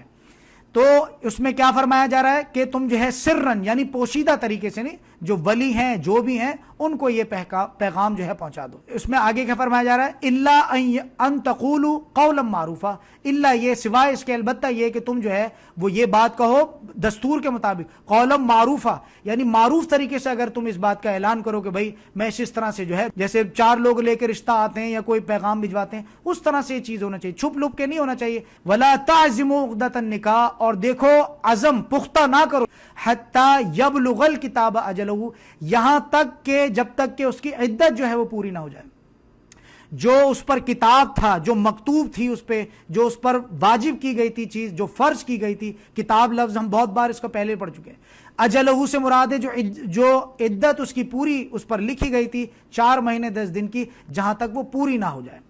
وَاعْلَمُوا أَنَّ اللَّهَ، اب پھر سے وہی بات آ رہی ہے، جان رکھو کہ اللہ بلا شبہ یعلم ما فی انفسکم فاحذروہ، لہٰذا اللہ سے ڈرتے رہو. وَاعْلَمُوا أَنَّ اللَّهَ غَفُورٌ حَلِيمٌ، اور یہ بھی جان لو کہ بے شک اللہ تعالیٰ بخشنے والا ہے اور بردبار بھی. بردباری سے کیا مراد ہے، ڈھیل دے کے رکھتا ہے. وہ فوراً ہی اگر کسی کو پکڑ لے تو اس سے تو پھر ساری دنیا ہی مان لے آئے گی، ایک زبردستی والا جو ہے اس میں وہ آ جائے گا. لہٰذا اللہ حلیم ہے، بہت بردبار ہے، چھوڑ کے رکھتا ہے کہ دیکھو یہ کہاں تک جاتا ہے اور کیا معاملات کرتا ہے. اب اس کے بعد جو آیت آ رہی ہے، یہاں کچھ 2 معاملات ہیں جو آیت نمبر 236 اور آگے چل کے ہم دیکھیں گے اس میں آ رہے ہیں. کیا ہے معاملات؟ یہاں کچھ 2 کنڈیشنز جو ہے اس پہ بات کی جا رہی ہے. سب سے پہلے دیکھیے گا سمری میں جن چیزوں کو میں پہلے بتا چکا ہوں، ٹائٹل سمجھ لیں گے تو انشاءاللہ آیت بھی جلدی سمجھ میں آئے گی. طلاق کا معاملہ جن کا نمبر 1 کیا ہے کہ نہ مہر مقرر کیا ہو نہ ان کو چھوا گیا ہو، ایسی عورتوں کے بارے میں کیا فرمایا جا رہا ہے آیت نمبر 236 میں دیکھیے گا، لا جناح علیکم ان طلقتم النساء، نہیں ہے کچھ بھی گناہ تم پر اگر تم طلاق دے دو عورتوں کو، ما لم تمسہن، کہ جن کو تم نے کیا کیا، جن کو تم نے مس نہ کیا، جن کو تم نے چھوا نہ ہو. او تفریدو لہن فریدا، یا مقرر کیا ہو ان کے لیے تم نے مہر. جیسے کہ میں نے پہلے بھی بتایا کہ نہ تم نے جو ہے کیا کیا ہے، ان کو چھوا نہیں ہے، لیکن تم نے مقرر کر دیا ان کا مہر. وَمَتِّعُوهُنَّ، تو پھر ایسی عورتوں کے حق میں کیا کرو، کچھ نہ کچھ جو ہے وہ ان کو ضرور جو ہے ان کو دے دیا کرو. لیکن اس میں دو کنڈیشن ہے، علی الموسع قدرہ، یعنی جو دینے والا ہے، جو خوشحال ہے، وہ اپنی قدر کے حساب سے. کوئی اس میں کوئی ایسا نہیں ہے کہ مطلب کوئی چیز مقرر کر دی جائے کہ اتنا لاکھ دو گے اور اتنا ہی ہوگا، ایسا نہیں. دینے والا خوشحال جو ہے وہ بھی اپنی قدر کے حساب سے، اور تنگ دست ہے وہ بھی اپنے حساب سے، جس طرح کی ان کی اوقات بنتی ہو، جس طرح کے ان کے معاملات ہو. وعلی المقتر قدرہ، اسی طرح سے جو تنگ دست ہے وہ بھی اپنے حساب سے جو بھی نکلتا کچھ نہ کچھ دے دو. متاعا بالمعروف، یہ دینا ہے دستور کے مطابق. یعنی دستور کے مطابق مثال کے طور پر بن رہا تھا 1 لاکھ، سکہ راج الوقت جو چلتا ہے 1 لاکھ بن رہا تھا، اب آپ نے دستور کے مطابق آپ نے کو 50,000 یا آپ نے 40,000 کچھ بھی اس طرح کا. حقاً علی المحسنین، یہ حق ہے ان لوگوں پہ جو کہ اللہ سے غیب میں بھی ڈرنے والے ہوں. لیکن وہی بات ہے کہ یہاں پہ آپ محسنین کے ضمن میں بارہا بتا چکا ہوں، قرآن عظیم میں ٹرانسلیشن، شارٹ ٹرانسلیشن اسی طرح سے ہوتی ہے. حق علی المحسنین سے مراد یہ ہے کہ جو غیب میں بھی اللہ سے ڈرنے والے ہوں، یعنی وہ اس درجے کے ہوں جو غیب میں بھی اللہ سے ڈرنے والے ہوں. بندہ مومن جو ہے یا بندہ محسن جو ہے اس کی شان ہوتی ہے کہ ہمیشہ اللہ رب العزت سے ڈرتا رہتا ہے. تو یہ معاملات ہیں. اب اس کے بعد جو آیت جو میں نے پہلے بھی بتایا تھا کہ نیکسٹ آیت میں کنڈیشن کچھ تھوڑی سی چینج ہو جائے گی. آیت نمبر 237 میں کیا فرمایا جا رہا ہے، مہر جو ہے مقرر ہو گیا ہو لیکن چھوا نہ ہو. پچھلی والی جو آیت تھی اس میں بھی چھوا نہ ہو، اس میں بھی چھوا نہ ہو. اس میں مہر جو ہے مقرر نہیں ہوا تھا اور اس میں مہر مقرر ہو گیا تھا. ٹھیک ہے، اب اس میں دیکھیے گا کیا معاملات ہیں. وَإِن طَلَّقْتُمُوهُنَّ مِن قَبْلِ أَن تَمَسُّوهُنَّ، اور اگر تم طلاق دے دو ایسی عورتوں کو جو اس سے پہلے کہ تم ہاتھ لگاؤ ان کو، یعنی رخصتی سے پہلے یہ معاملات ہو گئے کہ طلاق تک بات جو ہے وہ نوبت آ گئی. بہت بار اس طرح کا ہوتا ہے کہ نکاح کے بعد 2 سال 3 سال کا جو ہے معاملات رکھا جاتا ہے، مہر مقرر ہو جاتا ہے. عورت عموماً ایسا ہوتا ہے کہ مہر لے بھی لیتی ہے، کیونکہ نکاح تو مہر جو ہے وہ تو نکاح پہ بھی دے دیا جاتا ہے. تو مہر مقرر ہو گیا، لے لیا، کر لیا ساری چیزیں، لیکن یہ ہے کہ مس جو ہے وہ چھوا نہیں گیا تھا، وہ مقاربت کے معاملات نہیں آئے تھے. تو اس میں کیا ہوگا، اگر طلاق دو تم ان عورتوں کو کہ جن کو تم نے چھوا نہ ہو، من قبل اس سے پہلے، ان تمسوہن کہ تم جو ہے اس کو کیا کرو کہ تم نے چھوا نہ ہو. وقت فرضتم لہن فریدا، لیکن تم نے ان کا کیا کیا ہو کہ تم نے ان کا جو حق مہر تھا وہ مقرر کر دیا ہو. فنصف ما فرضتم، تو پھر اس میں یہ ہوگا کہ آدھا جو ہے وہ تمہیں مہر دینا پڑے گا. الا ان یعفونا، الا یہ کہ وہ عورتیں تمہیں مہر معاف کر دیں. یعنی کسی لڑکی کی جو ہے وہ نکاح ہوا، اب اس میں یہ ہے کہ اس میں کیا فرمایا جا رہا ہے، مہر جو ہے وہ کیا ہے مقرر ہو چکا ہے. اب اس میں یہ ہے کہ وہ عورت جو ہے یا تو یہ کرے کہ آدھا مہر لے، نصف مہر لے، یا وہ عورت کہے کہ میں یہ بھی معاف کرتی ہوں. یہ کنڈیشن بھی ہے. عورت اگر کہہ دیتی بھائی سارے معاملات ہیں بھی اس طرح کے ہیں، مجھے پتا ہے انسان غریب ہے، انسان اچھا تھا، لیکن کچھ اور مسائل آ گئے، کچھ غلط فہمیاں ہو گئی، لہٰذا یہ کہ میں جو ہے او یعفو الذی بیدہ عقدۃ النکاح. یا پھر اس میں ایک کنڈیشن اور یہ بھی ہے کہ تم زیادہ دے دو، یعنی مثال کے طور پر یا تو نصف جو ہے وہ تم اس کا دے دو، الا ان یعفونا او یعفو الذی بیدہ عقدۃ النکاح، یا پھر یہ ہے کہ وہ جو ہے جس کے ہاتھ میں عقدہ ہے نکاح کا، جس کے ہاتھ میں گرا ہے نکاح کی، وہ کون ہے، وہ مرد ہے، وہ یہ ہے کہ وہ پورا کا پورا بھی دے دے یا زیادہ بھی کچھ دے دے، یا کوئی اور جیولری وغیرہ دیے وہ بھی چھوڑ دے، مجھے فرق نہیں پڑتا، مجھے تو ان چیزوں کا مسئلہ نہیں ہے، میں تو الحمدللہ اچھا کھانے پینے والا ہوں، تو میں ان چیزوں کو معاف بھی کر دوں تو میرے جو ہے وہ مال دولت میں فرق نہیں پڑتا. تو یہ مرد جو ہے وہ زیادہ تر جو ہے وہ مرد کو تلقین کی جا رہی ہے اس میں کہ زیادہ تر چھوڑ دے یا زیادہ دے دے یا اس طرح کا. وَأَن تَعْفُوا أَقْرَبُ لِلتَّقْوَىٰ، اب اس میں کیا فرمایا جا رہا ہے، اگر تم چھوڑ دو یعنی اگر تم معاف کر دو اپنا حق، مرد سے کہا جا رہا ہے اقرب للتقویٰ کہ مرد کے لیے بہت زیادہ متقی ہونے کا دعویٰ کیا، تو پھر ذرا یہاں پہ بھی دل بڑا رکھو اپنا. تو یہ زیادہ جو ہے یہ قریب ترین چیز ہے تقویٰ کے، یعنی اللہ کو یہ ادا بہت پسند ہے کہ تم نے فراغ دلی کا مظاہرہ کیا، تم نے چھوڑ دیا. وَلَا تَنسُوا الْفَضْلَ بَيْنَكُمْ، اور اللہ کا یہ جو فضل ہے تمہارے بیچ اس کو نہ بھولو. یعنی اس میں یہ ہے کہ اور کوئی اس طرح کے معاملات، اللہ کا فضل تھا یا اور کوئی اس طرح کی چیز تھی تو اس فضل کو مت بھولو. کوئی فضل ایسا ہو سکتا ہے، کچھ بھی فضل اس میں ہڈن ہو سکتا ہے جو مرد ہی جانتا ہے اور عورت ہی جانتی ہے. کہ کیا کیا فضل ہوئے. عورت نے بہت کچھ کاؤنسلنگ کر دی مرد کی, یا مرد نے کو بہت سارا کچھ علم سکھایا, یا مرد نے کو اور بہت اس طرح کی چیزوں کو فضل. اس رشتے میں اس دور میں جو ہے بہت کچھ فضل ہوتا رہا اللہ کا, ایک دوسرے کے لیے دعائیں کرتے رہے, اور اس طرح کا فضل ہو سکتا ہے, لمبی لسٹ بن سکتی ہے اس میں. ان اللہ بما تعملون بصیر. پھر سے وہی بات آ گئی کہ دیکھو اللہ تعالیٰ بہت زیادہ دیکھنے والا ہے, جو کچھ بھی تم کر رہے ہو اللہ تعالیٰ اس کو بہت زیادہ بصیر جو ہے تمہارے اعمال کو دیکھ رہا ہے. آیت نمبر 237 کے بارے میں اب یہاں پہ دیکھیے گا, دو آیات جو ہیں وہ اس طرح کی آ رہی ہیں جو کہ غالباً جب آپ تفسیر سے اگر ان چیزوں کو نہیں پڑھتے تو آپ کو لگے گا یہ دو آیتیں کیسے بیچ میں آ گئیں, بات چل رہی ہے کچھ اور نیچے بھی بات کچھ اور ہے, دو آیت بیچ میں ایسی زبردستی آ گئی, کیا ہوا بھائی, یہ کانٹیکس کیسے چینج ہو گیا. لہٰذا جب آپ تفسیر سے جب ان چیزوں کو پڑھیں گے تو آپ کو بات جو ہے سمجھ میں آئے گی. اس آیت کو, آیت نمبر 238 کو ہم نے جو ہے وہ نام دیا تھا, ہم نے ٹائٹل دیا تھا نمازوں کی فضیلت بالخصوص جو بیچ والی جو نماز ہے یعنی عصر والی نماز. سب سے پہلے تو یہ سمجھیے گا کہ اس کی حکمت کیا ہے کہ یہ دو آیتیں بیچ میں آ گئی ہیں. نماز کی تلقین جو اللہ تعالیٰ نے اتنے امپورٹنٹ معاملے کے بیچ میں ان چیزوں کو جو ہے جس کو ضمیمہ کہا جاتا ہے. ضمیمے سے کیا مراد ہے کہ ارجنٹلی کوئی چیز, جیسے 90s کے جو لوگ ہیں وہ اس بات کو اچھے سمجھ رہے ہوں گے, جب کوئی ایسا کسی حکومت کا تختہ پلٹتا تھا تو وہ ضمیمے کی شکل میں ایک پیج کا 2 پیج کا جو ہے وہ فوراً نیوز پیپر آتا تھا, سمجھ آ گئی. تو ضمیمے سے مراد یہ ہے کہ فوراً کسی چیز کے جو ہے احکامات نازل ہوئے یا کوئی اس طرح کی چیز ہو. یعنی یہ جو بات بار بار ہم نے ہر آیت کے ساتھ پڑھا کہ دیکھ لو اللہ, جان لو کہ اللہ بہت زیادہ جاننے والا ہے, دیکھ لو جان لو اچھی طرح سے کہ اللہ سنتا ہے, اللہ دیکھ رہا ہے, اللہ سب کچھ جانتا ہے, اللہ ہر چیز سے باخبر ہے. اس یاد کو تمہیں رکھنے کے لیے تمہیں نماز کے ساتھ جو ہے وہ جڑنا پڑے گا. 5 وقت جو انسان اس یاد کے ساتھ جڑا رہے وہ پھر ان چیزوں کو بھی یاد رکھ سکتا ہے. یہ بہت امپورٹنٹ آیت ہے. یہ سارا کچھ یاد رکھنے کے لیے تمہیں اللہ کی نماز کو قائم کرنا پڑے گا, تبھی تم اس سے جو ہے وہ, جو انسان نماز ہی قائم نہیں کرتا پھر اس کو ان چیزوں کا کیا خیال رہے گا.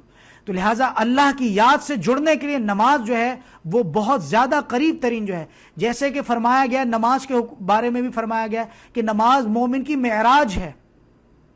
تو یہ اس طرح سے محسوس ہونا چاہیے, اور یہ جو ہے یہ سمجھ لیجئے گا کہ یہ بالکل ابتدائی حکم ہے.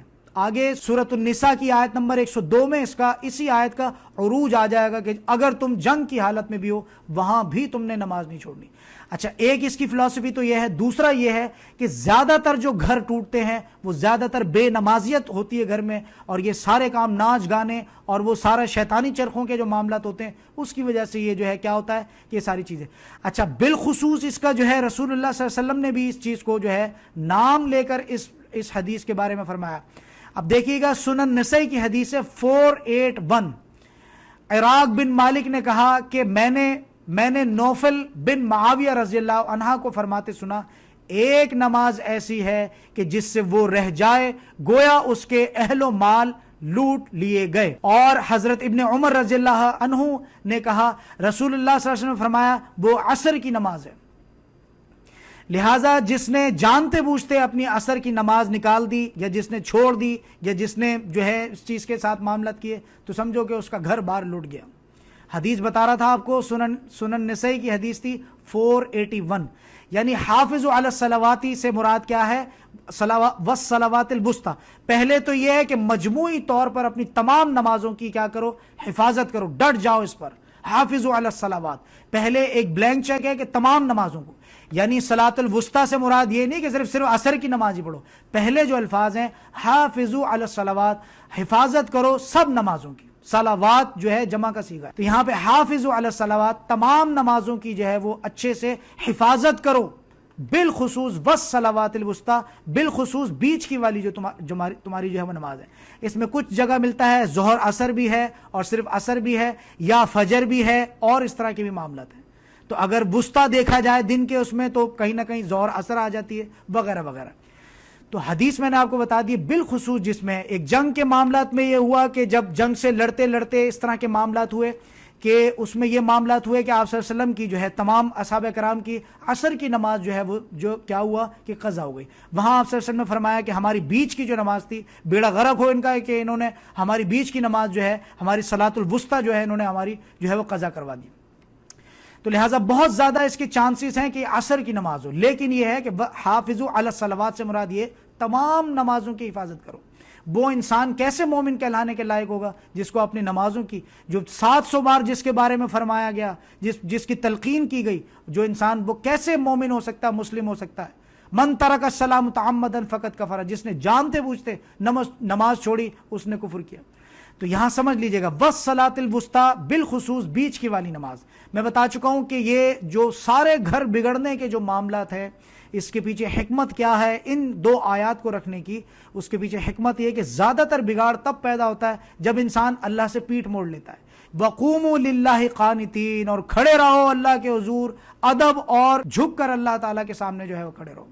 فَإِنْ خِفْتُمْ، اس کے بعد والی آیت آ رہی ہے فَإِنْ خِفْتُمْ فَرِجَالًا أَوْ رُكْبَانًا، پھر اس کے بعد اگر تمہیں، کیونکہ اب یہ ابتدائی آیت آ رہی ہے، کیونکہ اگلے ہی رکوع سے اور اگلے ہی آیات سے انشاءاللہ تعالیٰ نیکسٹ لیکچر سے جو ہے وہ کیا ہوگا، غزوہ بدر کے معاملات شروع ہو جائیں گے، لہٰذا پہلے سے پہلے جو ہے وہ لوگوں کو تلقین کی جا رہی ہے اس بات کی کہ اپنے نمازوں کی حفاظت کرو۔ اگر بے نمازی ہو یا اس طرح کا کچھ چیز ہے تو پھر یہ سمجھ لینا اچھی طرح سے کہ یہ پھر اللہ سے مدد نہیں رکھ سکتے، لہٰذا پہلے سے پہلے ضمیمہ جس کو میں نے کہا تھا کہ الرٹ کیا جا رہا ہے۔ کیا فرمایا جا رہا ہے؟ فَإِنْ خِفْتُمْ فَرِجَالًا، پھر اگر تمہیں خوف کی حالت میں ہو تو پیدل چلتے ہوئے، اور رُكْبَانًا، یا سوار ہو تو نماز ادا کر لو۔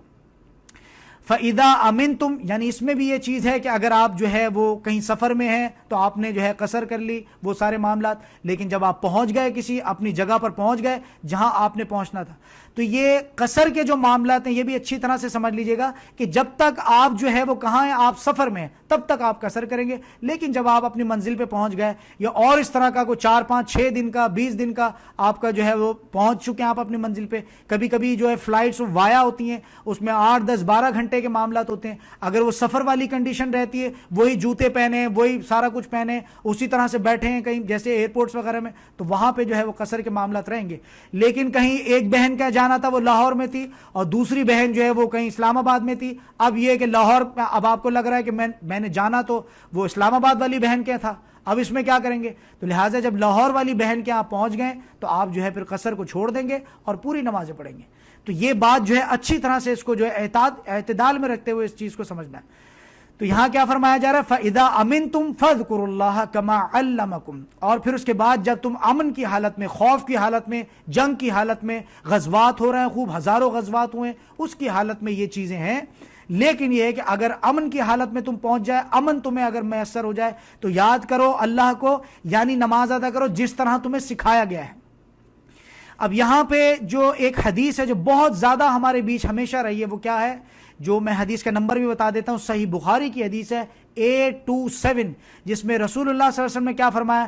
صلو کما رأیتمونی اصلی، نماز پڑھا کرو ایسے جیسے مجھے تم نماز پڑھتے ہوئے دیکھتے ہو۔ اور یہاں پہ آپ دیکھیں گے اس حدیث کے، اس آیت کے جو الفاظ آ رہے ہیں، کما علمکم ما لم تکونوا تعلمون، کہ جیسے تمہیں، جس طرح سے تمہیں سکھا دی گئی ہے تمہیں نماز، جیسے اللہ کے رسول نے تمہیں سکھا دی گئی ہے نماز تمہیں، تو یہ بالکل ربط ہے ان چیزوں کا، کما علمکم، جیسے تمہیں سکھا دی گئی ہے، ما لم تکونوا تعلمون، جیسے کہ تم پہلے جو ہے وہ نہیں جانتے تھے، جیسے کہ تم پہلے جو ہے وہ نہیں جانتے تھے اس کو کہ نماز کیسے پڑھنی ہے، کیا کرنا ہے، لیکن اللہ کے رسول صلی اللہ علیہ وسلم آئے اور انہوں نے جو ہے پھر ان چیزوں کو کھول کھول کے ہمارے سامنے رکھا۔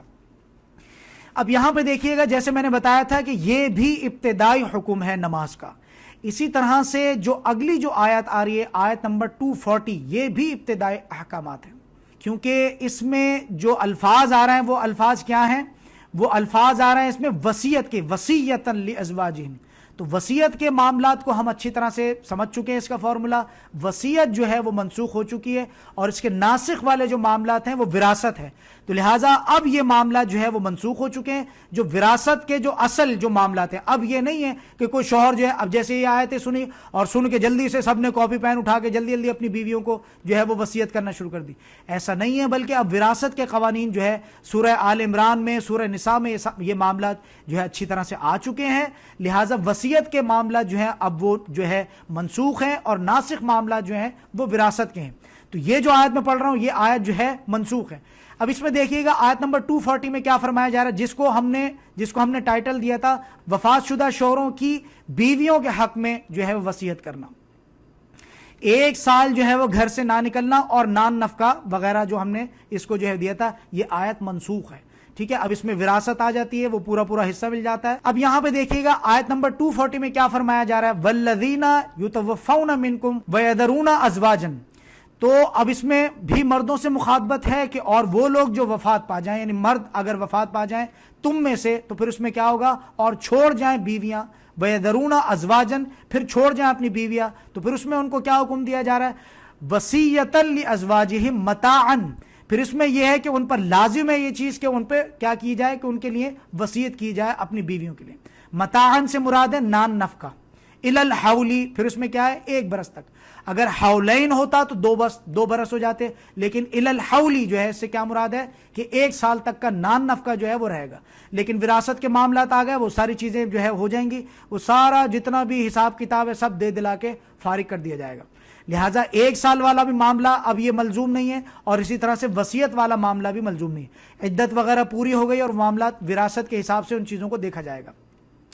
غیر اخراج، یعنی لیکن اس میں شرط یہ ہے کہ گھر سے نکلے نہ وہ، تو لہٰذا الی الحول غیر اخراج، لیکن اس دور میں بھی وصیت کے معاملات میں بھی یہ شرط رکھی گئی تھی کہ تم اسی گھر میں اگر رہتی ہو تو تمہاری وصیت کے حساب سے جو بھی جائیداد کا معاملہ ہے اس میں سے تمہارا نان نفقہ پورا کیا جائے گا، یا جو تمہارے ورثاء ہیں وہ اس چیز کو جو ہے مد نظر رکھیں گے۔ فَإِنْ خَرَجْنَا، اور اگر نکل جاؤ، مثال کے طور پر 1 سال کا تمہارا معاملات تھے، اگر آپ وہاں رہتی تو پھر یہ معاملات تھے کہ آپ کے جو بھی وصیت کی مستحق تھیں، لیکن اس کے برعکس کیا ہوا کہ فَإِنْ خَرَجْنَا، اس کے برعکس یہ ہوا کہ آپ نکل کے چلے گئیں، کوئی اچھی اپرچونٹی آ گئی یا کوئی اور اس طرح کے معاملات ہو گئے جہاں سے آپ کو یہاں سے نکلنا پڑا، اور یا اس طرح کی کوئی ذرا آسانی والی چیز ہے، کوئی بھی مسئلہ اس طرح کا آ گیا، تو اس میں کیا فرمایا جا رہا ہے، فَلَا جُنَاحَ عَلَيْكُمْ فِي مَا فَعَلْنَا، تو اس میں کچھ نہیں گناہ تم پر اس میں سے جو کہ وہ کریں، یعنی اگر کوئی عورت باسمجھ ہے اور سمجھدار ہے، اگر وہ وہاں سے نکل کے کوئی اچھا فیصلہ لیتی ہے، اس میں بھی کوئی مذائقہ نہیں۔